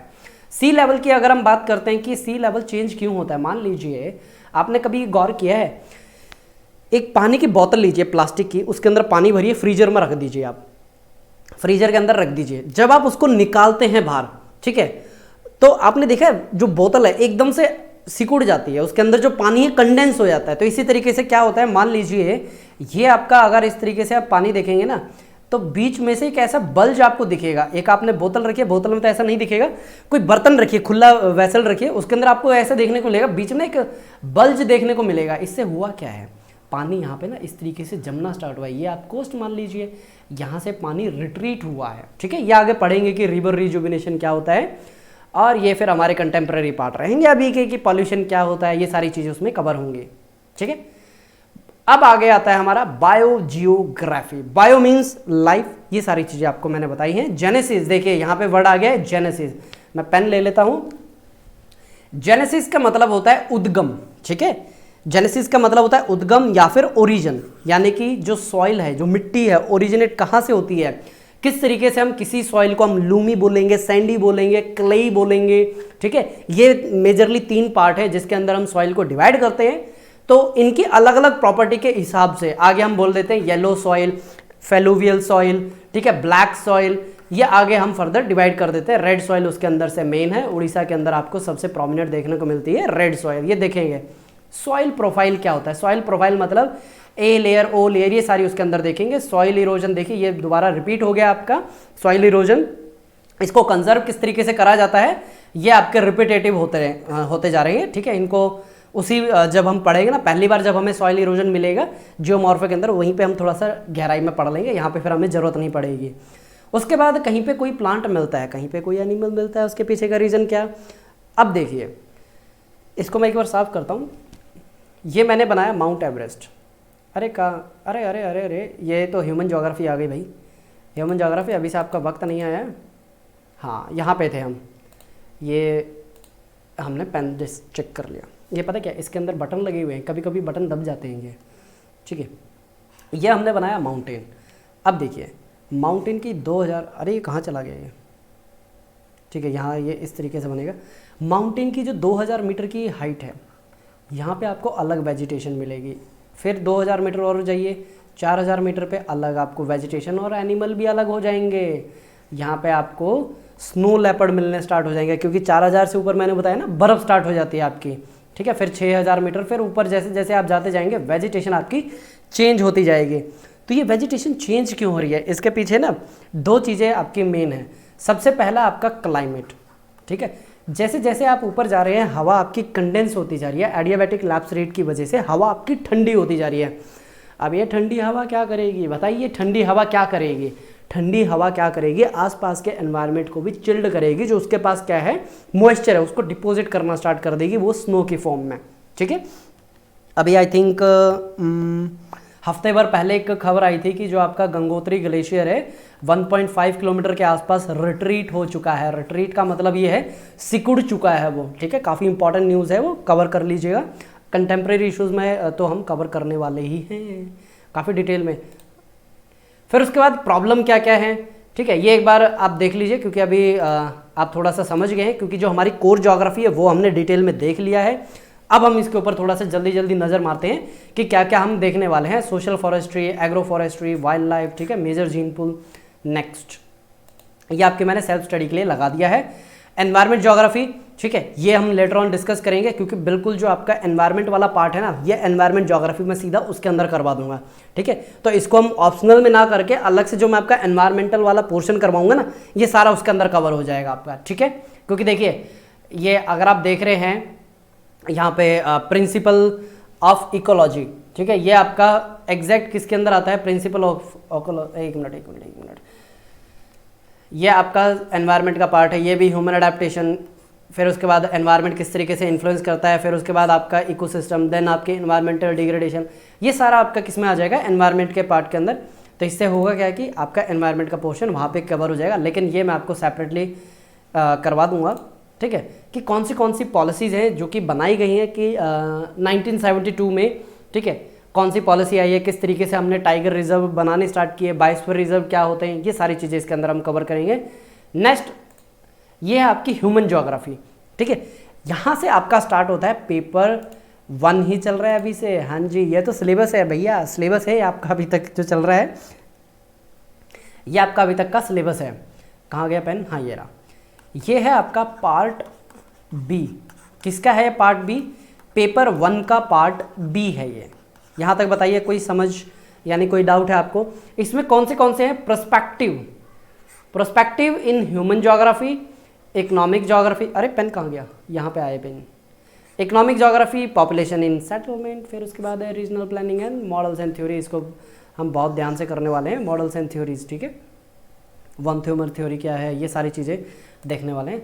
अब देखिए perspective in human geography, areal differentiation, ठीक है, एक मिनट रुकिए, बार बार इसमें ना मैं कोई अल्टरनेट देखता हूँ कि बार बार मुझे पेन पिक ना करना पड़े, ठीक है, क्या आपके पास कोई ऑप्शन है कि बार बार पेन पिक ना करना पड़े? वाइट बोर्ड, अरे मैंने करके देखा था, इसके अंदर इंस्टॉल करके देखा था, उससे क्या है कि लैग आ रही है वीडियो के अंदर, काफ़ी ज़्यादा दिक्कत हो रही थी उस दिन पढ़ाने में, इसलिए तो पूरा एक दिन निकल गया। देखते हैं कोई अगर मुझे अल्टरनेटिव मिलता है। देखिए एरियल डिफरेंशिएशन, रीजनल सिंथेसिस, देखिए 2 चीज़ें होती हैं, स्पेसिफिक टू रीजनल, रीजनल की बजाय स्पेसिफिक टू जर्नल, या फिर जर्नल टू स्पेसिफिक। यही 2 चीज़ों से आप क्या कर सकते हैं, स्टडी कर सकते हैं, ठीक है। अब ये होती क्या है मैं समझाता हूँ। न्यूटन के सिर के ऊपर क्या गिरा, सेब गिरा, उसने लॉ लगाया कि ये सेब नीचे क्यों आया, ऊपर क्यों नहीं गया, ठीक है। न्यूटन ने अपना दिमाग लगाया, उसने एक स्पेसिफिक चीज़ के ऊपर अपना दिमाग लगाया, यानी कि वो एप्पल, वो उस स्पेसिफिक को लेके गया पूरी दुनिया के ऊपर, प्लैनेट्स के ऊपर, बॉडीज के ऊपर, सब चीज़ के ऊपर लेके गया। इसको बोलते हैं सेब से पूरे यूनिवर्स पे जाना, स्पेसिफिक टू जर्नल, ठीक है। अब जर्नल का मतलब क्या होता है, ये पेन लिखता है, ठीक है, ये मैंने जर्नल स्टेटमेंट दे दी।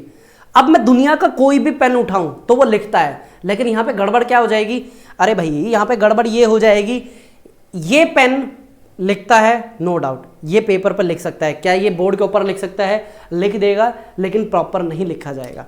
क्या ये पेन पेपर पर लिख पाएगा, नहीं। क्या ये पेन बोर्ड पर लिख पाएगा, नहीं। क्या ये पेन इसके ऊपर लिख पाएगा, लिख देगा, लेकिन आपको नहीं दिखाई देगा, यानी कि पेन टैब के ऊपर तो लिख देगा लेकिन आपको नहीं दिखाई देगा, ठीक है। तो ये क्या होता है, जब आप जर्नल से स्पेसिफिक पे आते हैं तो इस तरीके की आपको प्रॉब्लम्स फेस होती हैं। समझ में आ गया क्या होता है स्पेसिफिक टू जर्नल, यही पूरा आप देखेंगे। इसी वजह से फिर आता है आपका डायकोटिज्म एंड ड्यूअलिज्म, ठीक है, क्योंकि देखिए विरोधाभास हो रहा है कि नहीं हो रहा। पेन इसको भी बोलते हैं, इसको भी पेन बोलते हैं, लेकिन ये पेपर पे लिख पाएगा, यहाँ पे जो मेरे पास ये पेन टैब है इसके ऊपर ये नहीं लिख पाएगा, लेकिन ये पेपर पे नहीं, इस पेन टैब पे ही लिख पाएगा। क्या आ गया, इनमें कॉन्ट्राडिक्शन आ गया है, यानी कि कहने को दोनों पेन ही हैं, लेकिन क्या आ गया इनके अंदर, डायकोटिज्म आ गया है, यानी डुअलिज्म और डायकोटिज्म, ये हम डिटेल में देखेंगे। एनवायरमेंटलिज्म उसी के साथ मिलता जुलता पार्ट है, उसके अंदर कवर करेंगे। ये है आपका क्वांटिटेटिव रेवोल्यूशन। अरे पेन कहाँ गया, एक मिनट रुकिए, हाँ मैं साफ कर दूं इसको एक बार, ठीक है। फिर उसके बाद आपका आता है क्वांटिटेटिव रेवोल्यूशन और लोकेशन एनालिसिस। क्या होता है, देखिए अभी मैंने बताया था कि आपका जब हम ये बताते हैं ना कि आपका जो मॉनसून है, चलिए यहाँ पे मैं बना देता हूँ, आपका मॉनसून यहां से इस तरीके से हिट कर रहा है, डिटेल में बहुत करेंगे हम, नहीं दिख रहा कोई बात नहीं, आप बस समझते जाइए। केरला को यहां पे मॉनसून हिट कर रहा है, ठीक है। तो ये हमारे पास डेटा कैसे आया कि ये 10 तारीख को हिट करेगा, 2 तारीख को हिट करेगा, 3 तारीख को हिट करेगा, ये डेटा आया कहाँ से? आपको पता पर डे 450 टेराबाइट से भी ज़्यादा डेटा भेजा जाता है आईएमडी के पास, आईएमडी उसको प्रोसेस करता है।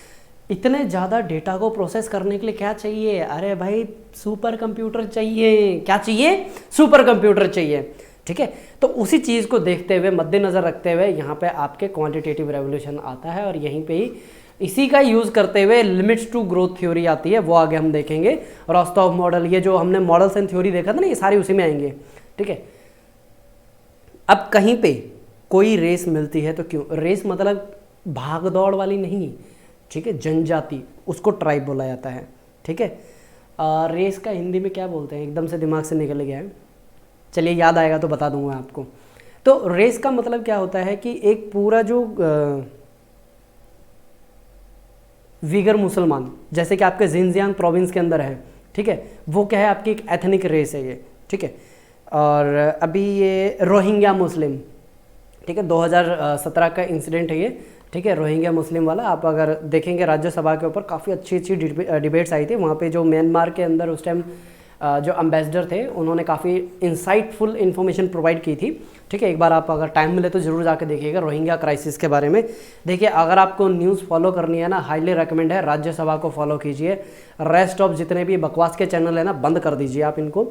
ये क्या करते हैं, पैसे दिए होते हैं एंकर्स को 10-10 हज़ार, 20-20 हज़ार, 50-50 हज़ार, किस चीज़ के लिए, आप हिंदुओं के खिलाफ एक अपोजिट स्टेटमेंट दे दो। हिंदुओं को बोला जाता है आप मुसलमानों के अगेंस्ट अपोजिट स्टेटमेंट दे दो। इसका उनको फ़ायदा पता क्या होता है, इनका फ़ायदा ये होता है कि अगर 1 घंटे का चैनल है ना, उसको कंसिस्टेंट देखा जाता है। ये मैं बहुत डिटेल में बताऊंगा, लेकिन ये सारी चीज़ें ना बोर्ड के ऊपर समझाने वाली है, इस पर ये जगह छोटी पड़ जाएगी आपको समझाने के लिए। टीआरपी क्या होता है, किस तरीके से इनके जो ऐड आती हैं, किस तरीके से इनको कितना पैसा मिलेगा, 1 सेकंड का 4000 मिलेगा, 1000 रुपये मिलेगा, 500 रुपये मिलेगा उस ऐड का, ये सारा टीआरपी पे डिपेंड करता है। टीआरपी कैसे बढ़ती है वो सारी डिपेंड करती है इनकी अलग अलग चीज़ों के ऊपर, ठीक है। ये आपके इस तरीके से आप एक एक चीज़ों को जब कनेक्ट करेंगे ना, जब ये आप होलिस्टिक व्यू में पूरी ज्योग्राफी को पढ़ेंगे, इसमें आपके जो बोलते हैं ना कि ह्यूमन बिहेवियर, जैसे यहाँ पे आप देख रहे हैं ना, ये कहा गया भाई, ये रहा बिहेवियर और ह्यूमन वेलफेयर अप्रोच, ये सारी चीज़ें जब आप पढ़ेंगे ना तो आपको बहुत डेप्थ में, गहराई में पता चलेगा कि किस तरीके से हम जो बातें करते हैं उसमें और जो रियलिटी है उसमें कितना फ़र्क होता है। लैंग्वेज, रिलीजन और ये सारी चीज़ें इसके अंदर आएंगी। इकोनॉमिक ज्योग्राफी, देखिए इकोनॉमिक ज्योग्राफी को मैं तब करवाऊंगा जब आपका इकोनॉमिक वाला जो योगेश सर कंप्लीट करवा देंगे ना, उसके बाद मैं आपको इकोनॉमिक ज्योग्राफी करवाऊंगा, क्योंकि आपकी पूरी की पूरी इकोनॉमिक ज्योग्राफी ओवरलैप होगी, ठीक है। एक बार मैं देखूंगा कि वो कौन से टॉपिक करवा रहे हैं, किस तरीके से करवा रहे हैं, ठीक है। उनको बस मुझे मोल्ड करना होगा। मैं आपको सिंपल ये बोलूँगा कि ये वीडियो इसके अंदर कवर कर दिया गया है योगेश सर के थ्रू, इसको हम ऐसे यूज़ कर सकते हैं। इससे होगा क्या, टाइम बचेगा अपना, क्योंकि आप यहाँ पे इकोनॉमिक ज्योग्राफी करेंगे, फिर प्लस में आप वहाँ पे इकोनॉमिक अलग से सब्जेक्ट पढ़ रहे हैं, डबल वर्क हो जाएगा, ठीक है। इसलिए हमने बोला था कि हम पूरा कोर्स आपको प्रोवाइड करने वाला है, ताकि आपका जो इकोनॉमिक ज्योग्राफी है उसके अंदर हम कवर कर पाएँ। एनवायरमेंटल ज्योग्राफी अलग से जो मैं एनवायरमेंट करवाऊंगा उसके अंदर कवर हो जाएगा, ठीक है। इंटरनेशनल रिलेशन, जहाँ तक है कि मेरा ही प्लान है कि मैं आपको करवाऊंगा इंटरनेशनल रिलेशन, क्योंकि जैसे रिमलैंड हार्टलैंड थ्योरी को कनेक्ट किस तरीके से करना है, ठीक है, वो ज्योग्राफी के अंदर करते करते सारी चीज़ें आपकी बाय हार्ट आ जाएंगे। चलिए फिर आगे इकोनॉमिक ज्योग्राफी से चलिए। ये फैमिन हो गया, इसके इम्पैक्ट क्या है। अभी जो नोबल अवार्ड मिले थे ना, वो एक बार आप जरूर देखिएगा, ठीक है। रीजन बिंग मैं आपको बाद में बताऊंगा। पॉपुलेशन एंड सेटलमेंट ज्योग्राफी, ये बहुत ही इंपॉर्टेंट है। किस तरीके से, ये एक ज़मीन का टुकड़ा है, ठीक है, ये एक ज़मीन का टुकड़ा है। कुछ लोग यहीं पे आके क्यों सेटल हुए, यहाँ पे क्यों नहीं, इधर क्यों नहीं, किस वजह से ये डिसाइड होता है। क्या वहाँ पे एग्रीकल्चर अच्छा है, मे बी। क्या वहाँ पे ज़मीन अच्छी है, मे बी। क्या वहाँ पे कुछ ऐसी नेचुरल मिनरल्स हैं, रिसोर्सेज है वहाँ पे मिलते हैं, मे बी। कुछ भी रीज़न हो सकता है। वो सारी चीज़ें क्या पर्टिकुलर रीज़न है किसी एरिया के अंदर ग्रोथ होने के, किसी भी चीज़ के, उसके पीछे के कॉन्सिक्वेंस क्या होते हैं। क्योंकि देखिए, अगर मान लीजिए कि ये जो चैनल है, ठीक है, चलिए ये फिर एग्जांपल सूट नहीं करेगा, मैं और थोड़ा सा डिफरेंट एग्जांपल देता हूँ। मान लीजिए मैंने 12th में अपने जो बोलते हैं ना कि 12th लेवल तक की अपनी पढ़ाई पूरी की। मैं कहीं पे देखता हूँ कि अब मुझे ना फाइनेंशियल इंडिपेंडेंट होना है, क्योंकि मुझे अपनी ग्रेजुएशन कंप्लीट करनी है। अब मैं कब तक अपने घर से पैसा लूँगा, तो अब मेरे दिमाग में पता क्या आएगा कि मुझे कहाँ जाना चाहिए जॉब करने के लिए, कहाँ जाना चाहिए। क्योंकि मुझे पता है, ये मैं 2010 के आसपास की बात बता रहा हूँ, ठीक है। मुझे पता है कि भाई यहाँ पे मेरे होम टाउन में तो नहीं है यहाँ पे कोई ऐसी जगह कि जहाँ पे मैं जॉब करके अपने आप को सेल्फ इंडिपेंडेंट बना पाऊँ। तो अब मेरे दिमाग में कौन सी ऐसी सिटी आई है कि मैं वहाँ पे जाना चाहिए मुझे। या तो मेरे दिमाग में दिल्ली आएगा या गुड़गांव आएगा, क्यों, नियर बाय हैं। तो यानी कि मुझे कौन सी सिटी ने अट्रैक्ट किया, दिल्ली, गुड़गांव, इन्हीं जैसे सिटी ने अट्रैक्ट किया। इसी तरीके से इसी को बोला जाता है ग्रोथ पोल। ये आपका दिल्ली हो गया और ये हो गया कैलकाटा। अगर कोई बिहार के आसपास का है ना, अगर वो दिल्ली में आ रहा है काम करने के लिए, तो यानी कि जो यहाँ पे अट्रैक्शन की पावर है, यानी कि जो खिंचाव है दिल्ली का ज़्यादा है। ठीक है, लोगों को ऐसा लगता है कि दिल्ली के अंदर अपॉर्चुनिटी है, कुछ भी करके आप अपने यहाँ पे अपना बिजनेस स्टार्ट कर सकते हैं, चला सकते हैं और अपनी रोजी रोटी कमा सकते हैं आप। ठीक है, तो ये होता है ग्रोथ पोल। किसी भी कंट्री के अंदर जितने ज़्यादा ग्रोथ पोल, वो उसकी ग्रोथ के लिए उतना ही ज़्यादा क्या रहेगा, हार्मफुल रहेगा। ठीक है, ये होता है सेटलमेंट ज्योग्राफी, कहाँ पे कौन सी सेटलमेंट होती है, कहाँ पे नहीं होगी, ये हम डिटेल में देखेंगे। चलें आगे। ओके, ये अलग अलग है। यहाँ पे मैं बस आपको एक वर्ड समझा देता हूँ, सोशल कैपिटल, ताकि आप चीज़ें समझ पाएं कि आपका जो एथिक्स है ना, जो आपका GS4 है, कुछ ना कुछ हद तक वो भी यहाँ पे आपका टच होता है। ठीक है, एथिक्स कवर करवाएंगे, कुछ बच्चे पूछ रहे हैं। देखिए वो मैं जो प्रीलिम्स होगा ना उसके बाद देखते हैं उसको। ठीक है, वो आपके प्रीलिम्स के बाद का सब्जेक्ट है। उससे सबसे पहले हमारा यही मेन प्रायोरिटी, हम प्रीलिम्स और जो मेंस जो ऐसे टॉपिक है ना, जो प्रीलिम्स और मेंस दोनों आते हैं, उनको हम कवर करना चाहेंगे पहले 2 महीने के अंदर अंदर। ठीक है, 45 डेज से 60 डेज के बिटवीन में हमने टारगेट रखा है। और जो नेक्स्ट हमारे 60 डेज रहेंगे रेगुलर, हाँ जी रेगुलर आपके क्या करवाने वाले, प्रैक्टिस MCQs की। ठीक है, बहुत कुछ प्लान कर रखा है, बस आप करते जाइए आप बस। ठीक है, हाँ, सोशल कैपिटल मैं आपको समझाने वाला था। देखिए ये आपका जो सोशल कैपिटल वर्ड है ना, ये देखिए, ये पहली लाइन में यहाँ पे लिखा हुआ है ये। ठीक है, ये आपका सोशल कैपिटल। देखिए सोशल कैपिटल वर्ड क्या होता है, बिल्कुल सिंपल सा आप समझिए। अगर आप पे कोई मुसीबत आती है, चलिए ये वर्ड थोड़ा अभी माइंड में किसी को डिस्टर्ब कर सकता है, ये एग्जांपल नहीं लेते हैं। चलिए क्या लेते हैं, ओके, आप कहीं पे जॉब कर रहे हैं। ठीक है, ये एग्जांपल बिल्कुल सूट करेगा। आप कहीं पे क्या कर रहे हैं, जॉब कर रहे हैं। ठीक है, जो आपके कलीग है वहाँ पे, जो आपके कलीग बने, यानी कि आपके जो उसी ऑफिस में जो काम करने वाले हैं, क्या आप उनको उस ऑफिस में ज्वाइन करने से पहले जानते थे? नहीं जानते थे। धीरे धीरे क्या होगा, आपकी बातचीत होगी, आप में एक ना बोलते हैं ट्रस्ट बिल्टअप होगा। ठीक है, एक ट्रस्ट बिल्टअप होगा। तो आप क्या करते हैं, कभी आपने गौर करा है, मान लीजिए आप साथ बैठ के खाना खा रहे हो और उस टेबल के ऊपर आपने अपना फ़ोन भी रखा हुआ है और आपको हैंड वॉश करने जाना है। ठीक है, तो आप क्या बोलते हैं कि एक बार ना मैं हाथ धो के आ रहा हूँ। ये भी नहीं बोलेंगे फ़ोन का ध्यान रखना, सिर्फ आपने ये बोला कि मैं हाथ धो के आ रहा हूँ। तो आपको क्या आता है, एक ट्रस्ट आता है कि अगर मैं यहाँ पे नहीं हूँ, ये मेरे सामान के क्या करेगा, रखवाली करेगा, ध्यान रखेगा। कई बार ऐसा आपके साथ भी होता है ना। अभी मैं जब यहाँ से जयपुर से मैंने ऑनबोर्ड किया था ट्रेन के अंदर, हुआ क्या है कि रात के 8:30 बज रहे थे और सुबह से कुछ नहीं खाया था। ठीक है, तो मुझे लग रही थी भूख बहुत ज़्यादा। अब मैं अकेला पूरे डिब्बे के अंदर सिर्फ 2, एक मैं और जो एक दूसरा यहीं पे नियर बाय के थे वो भी। अब मैं ये सोच रहा कि भाई लॉकडाउन लगा हुआ था वहाँ पे जयपुर में, 5 तारीख की बात है, मैं कैसे सामान मतलब खाने के लिए सामान लेके आऊँ मैं। ठीक है, तो मैंने बहुत सोच विचार किया। फिर मैंने बोला कि चलो कोई बात नहीं, किताबें ही तो है बैग के अंदर, चोरी हो जाएंगी तो देखा जाएगा। ठीक है, तो मैंने उस पर्सन को बोला कि मेरे ना बैग का ध्यान रखना, मैं अभी बस 5 मिनट में आया। ठीक है, तो ये क्या था, ना मैं उस पर्सन को जानता था, ना मेरी उनसे कभी पहले बात हुई थी, ये था मेरा ट्रस्ट था ये। ठीक है, ये क्या था, मेरा ट्रस्ट था। ठीक है, क्योंकि क्या है कि मेरे साथ कभी ऐसा इंसिडेंट हुआ नहीं कि मैंने किसी को बोला कि ध्यान रखना, वो लेके चंपत हो गया। तो यानी कि मेरा ये ट्रस्ट बना हुआ है कि अगर मैं, ऐसा नहीं है कि मैं आंख बंद करके कभी भी किसी को बोल दूंगा, लेकिन हाँ ये क्या है, ट्रस्ट है मेरा। अगर पूरे सोसाइटी के लेवल पे बात करते हैं तो वो क्या बोला जाता है उसका, सोसाइटी यानी कि सोशल कैपिटल। ठीक है, जो ट्रस्ट है एक दूसरे के बीच में, वो क्या उसका सोशल कैपिटल है। बहुत डिटेल में जाके देखेंगे जब हम पॉपुलेशन की बात करेंगे। ठीक है, तो यहाँ पे अर्बन रूरल फ्रिंज, ये सैटेलाइट टाउन क्या होते हैं, ये तो अभी आपको एक्सप्लेन करना नहीं बनता है अभी। ये जब हम करेंगे जैसे primate city, rank size rule, ये इसके अंदर कोई मैं एग्जांपल अगर अभी देना स्टार्ट करूँगा तो 5-10 मिनट इसी में लग जाएंगे। आगे आती है आपकी रीजनल प्लानिंग। देखिए आपने डिसाइड किया कि आपको क्या बनना है, एक IAS ऑफिसर बनना है। ठीक है, आपको UPC क्रैक करना है। ठीक है, माइट भी कई बच्चों के SSC टारगेट हो सकता है, किसी का रेलवे टारगेट हो सकता है। ठीक है, कोई भी आपके यहाँ पे आपने ड्रीम डिसाइड किया है कि मुझे ये बनना है, तो आपने क्या किया, सबसे पहले गोल सेट किया। ठीक है, उसके बाद क्या आपने प्लान किया कि कौन सा सब्जेक्ट कहाँ से कवर करना है, कौन सी किताब आपको कवर करनी है। पता है कि मेरे को ना ये साफ करना बनता है, क्योंकि बार बार मुझे कुछ ऐसा लिखा हुआ दिखता है ना, तो मुझे लग रहा है कि पीछे ना स्मार्ट बोर्ड लगा हुआ है तो साफ कर दिया है। तो आपने क्या किया, यहाँ पे गोल डिसाइड किया मुझे आईएएस ऑफिसर बनना है, और आपने ये डिसाइड किया कि चलो मुझे अपनी तैयारी करने स्टार्ट की है।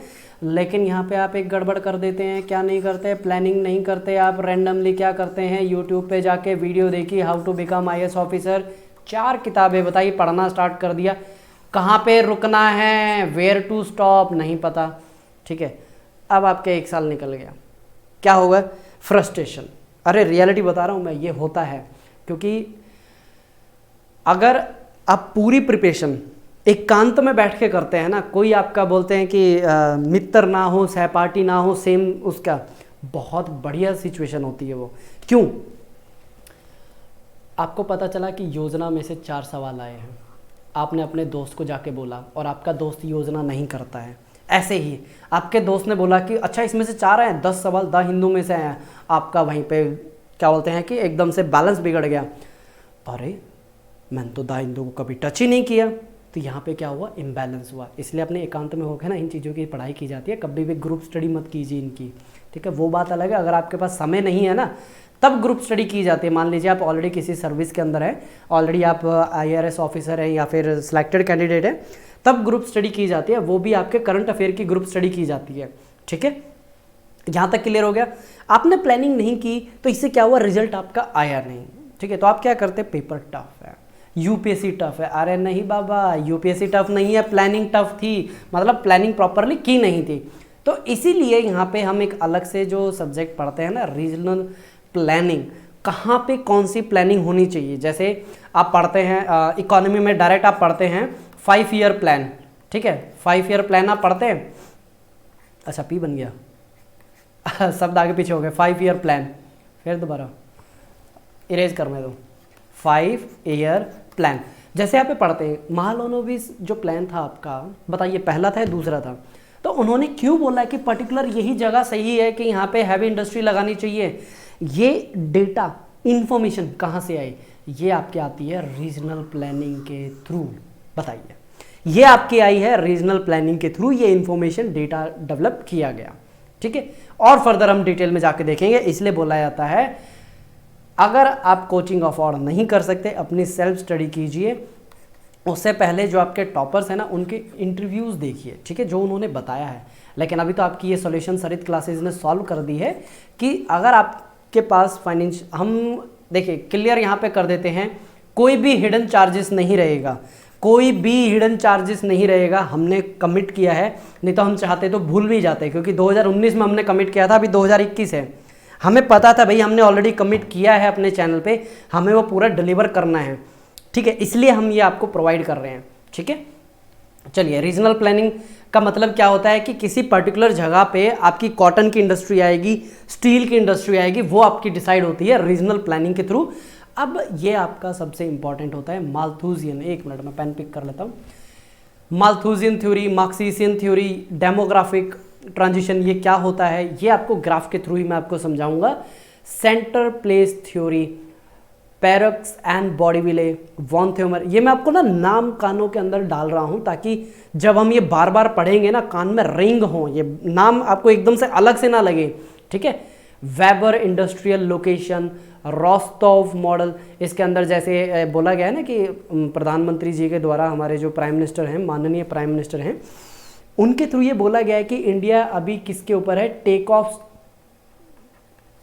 स्टेज के ऊपर है। इंडिया किसके ऊपर है, इंडिया टेक ऑफ स्टेज के ऊपर है। अब ये टेक ऑफ स्टेज कौन सा होता है, तीसरा स्टेज होता है। डिटेल में देखेंगे फर्स्ट स्टेज क्या होता है, सेकंड स्टेज क्या होता है, थर्ड, फोर्थ और फिफ्थ स्टेज क्या होता है, ठीक है। ये आपका किस में आएगा, रोस्टोव। फिर ये देखिए, ये आई है आपकी रिमलैंड एंड हार्टलैंड थ्योरी, ठीक है। फिर उसके ऊपर आती है आपकी laws of international boundary and frontier, यहीं पे आपका इंटरनेशनल रिलेशन स्टार्ट हो जाता है, ठीक है। ये है आपका पेपर 2 ज्योग्राफी ऑफ इंडिया। पढ़िए एक बार क्या क्या इसके अंदर आ रहा है। ज्योग्राफी ऑफ इंडिया, इसके अंदर देखिए क्या क्या आ रहा है आपका। एक चीज गौर करिए आपने पहले आप बताइए क्या क्या समझ में आया, फिर मैं आपको बताता हूं। पेन पिक कर लिया मैंने, ठीक है। Cultural setting, settlement, regional development and planning, यही आपका किस में आ रहा है, पेपर 1 के अंदर आ रहा है। बताइए गौर करा कि नहीं करा। यही आपका पेपर 2 में आ रहा है। देखने में बड़ा लगता है भाई, आपका ज्योग्राफी ऑप्शनल है नहीं, यानी कि आप इसको किस तरीके से पढ़ेंगे, पेपर 1 और पेपर 2 को कंबाइंड करके पढ़ेंगे। लेकिन अगर यहाँ पे आप सेल्फ स्टडी करेंगे तो 2 किताबें आपको एक साथ पढ़नी होती है। मैं आपको दोनों किताबों का जिस्ट आपको प्रोवाइड कर दूंगा, क्योंकि देखिए एट द लास्ट आपको कितने वर्ड लिखने हैं, मैक्स टू मैक्स 250। नॉलेज में आपको करवा दूंगा कितने, 600 शब्दों के आसपास की। ठीक है, तो आपका इसमें ज़्यादा आपको टाइम नहीं लगाना कि भैया कैसे हो पाएगा। ठीक है, ज़्यादा इसमें टेंशन की बात नहीं है। मेन जो हमारा रहेगा फिजिकल सेटिंग, इसके ऊपर हमारा थोड़ा सा टाइम लगेगा। ठीक है, रिसोर्स, एग्रीकल्चर, इंडस्ट्री, जो आपका एग्रीकल्चर है इकोनॉमी के अंदर भी आपका आता है। ठीक है, यहाँ पे जो चीज़ें आप पढ़ेंगे काम आ जाएंगी आपकी। ठीक है, ओवरलैप आपको दिख रहा है यहाँ पे, ये आपका बिल्कुल अलग है आपका ट्रांसपोर्ट। लेकिन अगर आप इकोनॉमी को अगर आप पिलर वाइज, जैसे योगेश सर के साथ मेरा डिस्कशन हुआ है, वो आपको पिलर वाइज करवाएंगे इकोनॉमी को इसके अंदर, जैसे कि इंफ्रास्ट्रक्चर क्या होता है। ठीक है, इंफ्रास्ट्रक्चर के तौर पे आपको के साथ करवाएंगे। तो यहाँ पे आपका ट्रांसपोर्ट, कम्युनिकेशन एंड ट्रेड वो उसके अंदर शामिल हो जाएगा। पॉलिटिकल एस्पेक्ट ये आपको करवा दिया जाएगा, और कंटेम्प्रेरी इश्यूज आपका यहाँ पे करंट अफेयर आता है। ये आपको कंसिस्टेंटली अपने न्यूज़ फॉलो करते रहने हैं। मैं आपको जो इन शॉर्ट वीडियोज़ होंगी ना, एक यूट्यूब ने फीचर दिया है। मैंने काफ़ी दिन से मैं सोच रहा था कि इन शॉर्ट में मैं बच्चों को क्या प्रोवाइड करूँ। मैं इन शॉर्ट में क्या करूँगा, कौन से कंटेम्प्रेरी इशू चल रहा है वो आपको फॉलो करना चाहिए, उसके ऊपर ध्यान देना चाहिए, वो मैं आपको इन शॉर्ट में प्रोवाइड करना स्टार्ट कर दूँगा। ठीक है, अभी इसको थोड़ा सा हम स्पीड अप करते हैं फिजिकल सेटिंग को, क्योंकि देखिए आपका जो मेन जो होता है ना वो होता है पेपर 1। अगर पेपर 1 अगर आपका तरीके से आपने पढ़ा है, क्लियर किया है ना आपने पेपर 1 को, ठीक है, जिसको बोला जाता है कोर ज्योग्राफी, पेपर 2 में कोई दिक्कत नहीं आती है। ठीक है, बस पेपर 2 में आपको किस तरीके से डिफरेंशिएट करना है जीएस के, अरे कहाँ गया पेन, किस तरीके से डिफरेंशिएट करना है आपको जीएस और ज्योग्राफी ऑप्शनल के सब्जेक्ट के बीच में, वो मैं आपको वर्बियाज क्या होंगे एक्चुअली, ठीक है, क्या क्या आपको उसके अंदर कंटेंट लिखना है बता दिया जाएगा। जैसे कि यहाँ पे फिजिकल सेटिंग में आप क्या देख रहे हैं, मैकेनिज्म क्या होता है आपका। तो यहाँ पे जब मैं आपको क्या करवाऊंगा, मॉनसून आपको करवाया जाएगा पेपर 1 के अंदर। अरे ये तो मून हो गया, चलिए मैं इसको साफ करता हूँ। मॉनसून जब मैं आपको करवाऊंगा तो इसके अंदर पेपर 1 को उठा के पेपर 2 के साथ मर्ज करके प्रीवियस ईयर के क्वेश्चंस उठाएंगे, और मैं आपको बता दूंगा किस तरीके से ये आते हैं। ठीक है, चलें आगे। ये है आपका फ्लड एंड ड्रॉट। मैंने बताया था ना, जैसे कि अब आप लैंडफॉर्म की बात कर रहे हैं। एक मिनट मेरे को लगा ही था बदल जाएगा ये, क्योंकि मैंने पेन नहीं पिक किया। जैसे मैंने बिल्कुल बिगिनिंग में आपको यहाँ पे मैंने आपको इंट्रोड्यूस किया था किस चीज़ में, कि जो आपका पेपर 1 है, पेपर 1 के अंदर आपने पढ़ा ज़मीन के बारे में, ज़मीन के बारे में आपने लैंडफॉर्म पढ़ लिया। अब कहाँ पे फ्लड आएगा और कहाँ पे आपकी ड्रॉट आएगी, इसको आप किस तरीके से यूज़ करने वाले हैं, कि वेस्टर्न घाट की वजह से आपकी क्या आती है, फ्लड आएगी या ड्रॉट लाइक कंडीशंस बनेंगी, ये हम स्टेप बाय स्टेप देखेंगे।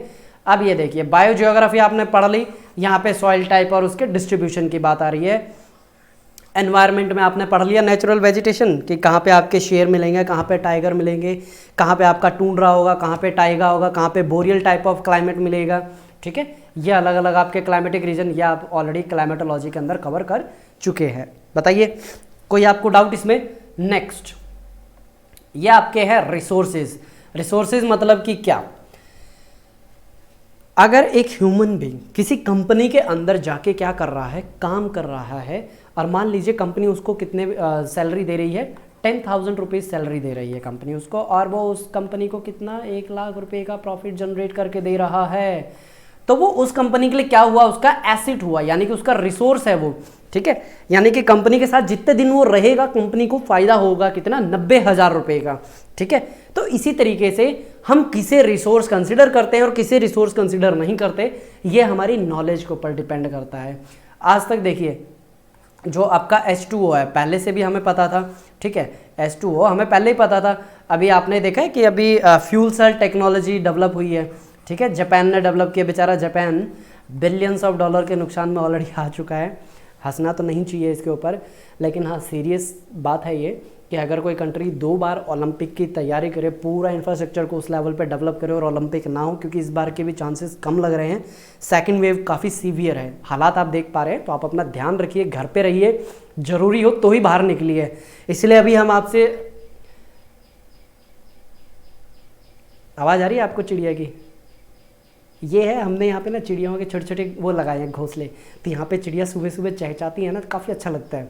तो मैं क्या बता रहा था, हाँ, इसलिए हमने आपके लिए क्या किया है, ये ऑनलाइन क्लासेस की व्यवस्था की है। अगर हमें लगेगा कि आपको ऑफलाइन की रिक्वायरमेंट है, ऑफलाइन में आपको पढ़ाना है, वो फ्यूचर के हमारे प्लान से, तो उसके अकॉर्डिंग हम देखेंगे। एग्रीकल्चर, ठीक है, दोबारा से आप देखिए, एग्रीकल्चर आपका आ रहा है इसके अंदर, बताइए एग्रीकल्चर आ रहा है ना इसके अंदर। ये मैं आपको पूरा का पूरा पीपीटी के थ्रू करवाऊंगा, इसके अंदर कुछ भी डिक्टेशन नहीं है। इसके अंदर आपकी माइंड के अंदर क्या होनी चाहिए, पिक्चर क्लियर होनी चाहिए कि अगर मैं स्प्रिंकलर की बात कर रहा हूँ दिखता कैसा है, अगर मैं एरोफोनिक की बात कर रहा हूँ वो होती किस तरीके से, हाइड्रोफोनिक क्या होता है, ठीक है, कोकोबीट कैसा दिखता है, ये सारी चीज़ें मैं आपको उसी के थ्रू करवाऊंगा। जैसे ये देखिए सोशल फॉरेस्ट्री, ये अगेन रिपीट हो रहा है, ठीक है। ये फ़ायदा होता है अपने किसी भी सिलेबस, यानी कोई भी आप टॉपिक पर कर रहे हैं उसके सिलेबस को डिटेल में पढ़ने की, ठीक है।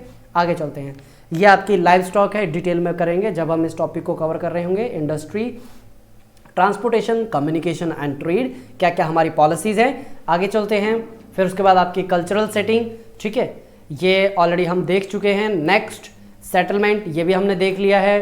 फिर उसके बाद regional development and planning, 5 year plan, Panchayati Raj. यहाँ पे देखिए पॉलिटी का जो पार्ट है इस एरिया के अंदर, ये पॉलिटी का एरिया आपका इसके अंदर ऐड होगा। आर्टिकल्स आएंगे 73, 74, कौन से साल में आए थे बताइए, बताइए, आपका होमवर्क है यहाँ पे ये। Next political aspect, political aspect क्या है, स्टेट रीऑर्गेनाइजेशन आ गया आपका, वल्लभ भाई पटेल का यहाँ पे आपके एग्जाम्पल्स आएंगे। ये देखिए आपको अलग अलग चीज़ें मैं यहाँ पे करवा दूंगा, ये सारी चीज़ें। क्रॉस बॉर्डर टेररिज्म, ये करंट अफेयर आएगा आपका यहाँ पे। India's role in world affair, India का अभी बिल्कुल सेंट्रल रोल है अभी, ठीक है। नेक्स्ट ये है आपके कंटेम्प्रेरी इशू, ठीक है, एंड ये है नेक्स्ट, ठीक है, देख लीजिएगा क्योंकि सारी चीज़ों के ऊपर हम डिस्कस कर चुके हैं। यहाँ पे ये आज का लेक्चर होता है आपका ख़त्म। मेरी तरफ से आपको नमस्कार, पढ़ते रहिए बढ़ते रहिए, लेकिन एक चीज़ और आप गौर कीजिएगा यहाँ पे। नमस्कार तो मैंने कर दिया है आपको आपको 4 का ध्यान रखना है। क्या क्या, रीड, रिपीट, रिवाइज और रिकॉल। ये मैंने हर एक लेक्चर में बोला था, बोलूँगा और बोलता रहूँगा, क्योंकि देखिए लेक्चर हो गया ख़त्म, क्योंकि हमारी जो रिटेंशन पावर होती है कितनी होती है। एक बात बताऊँ, यूट्यूब पे लेक्चर चल रहा है ये, ठीक है, यहाँ तक ना अगर 100 बच्चों ने इस लेक्चर के ऊपर क्लिक किया है ना, अब तक सारे यहाँ से भाग चुके होंगे, ठीक है। 1 या 2 ही बच्चे देख रहे होंगे, वो है सीरियस, ठीक है, उन्होंने इस लेक्चर को पूरा देखा है। तो अब बच्चों ये आपका दायित्व है कि आप इस लेक्चर को, अभी आपने देखा है, आपने नोट्स उठाओ, नोट्स मतलब कि आपने जो सिलेबस है ना आपके, उसको उठाओ, पिक करो, एक बार गो थ्रू करो, ठीक है, शब्दों से आप यूज टू हो, ठीक है, उसको रिपीट करो, ठीक है, और रात को अपना सो गए, सुबह उठते के साथ आप जब मॉर्निंग वॉक कर रहे हो, टहल रहे हो, रिकॉल करो, ठीक है। इन्हीं सारी चीज़ों का यूज़ करके मैं ऑलरेडी ना 3 सब्जेक्टों में 100 आउट ऑफ 100 मार्क्स अचीव कर चुका हूँ। यही मैं ट्रिक अपनी यूज़ करता था, ट्रिक तो नहीं है, ये कंसिस्टेंसी थी मेरी यहाँ पे। मैं जब घर आता था वापस दिमाग के अंदर रिकॉल करता रहता था, आज का पढ़ा, आज का पढ़ा, घर के जैसे घर पहुँचा 15 मिनट में मेरा पूरा होमवर्क डन हो जाता था, ठीक है। फिर मेरे पास ना वक्त रहता था नेशनल ज्योग्राफी, वाइल्ड लाइफ, ये मैं बचपन से देखता आया हूँ, ठीक है। और एक और चीज़ बचपन से देखता आया हूँ, कार्टून, ठीक है, वो अगर आज लगा दो तो मेरा आज भी इंटरेस्ट आ जाता है उसके अंदर, ठीक है। तो ये बातें तो होती रहेंगी, ठीक है। और एक मैसेज आया था मेरे पास मेरे टीचर का, वे बैक, जिन्होंने मुझे आज से 15 से 20 साल पहले पढ़ाया था, ठीक है। वो मैसेज क्या था मैं आपसे डिस्कस करूँगा फिर कभी किसी क्लास के अंदर। पढ़ के काफ़ी अच्छा लगा कि उनको मेरा नाम याद है, ठीक है। उस टाइम मैं आई थिंक 6 या 5 साल का रहा हूँगा, ठीक है, जब मैंने उनसे शिक्षा ग्रहण की थी, ठीक है, ट्यूशन पढ़ता था बेसिकली मैं। उनका मैसेज आया, ठीक है, मुझे अच्छा लगा कि उनको आज भी मेरा नाम याद है, ठीक है। मैसेज में ये लिखा था कि शायद मुझे नाम याद होगा, देखिए वो आगे हम बात करेंगे, ठीक है। लेक्चर को करता हूँ यहीं पे समाप्त और देखते हैं लेक्चर कितना लंबा होगा। चले कोई बात नहीं, लेक्चर होता है यहाँ पे फिनिश। मेरी तरफ से नमस्कार, और ये मैंने कर दिया, अरे कहाँ गया भाई लेक्चर, और ये लेक्चर यहाँ पे हो गया।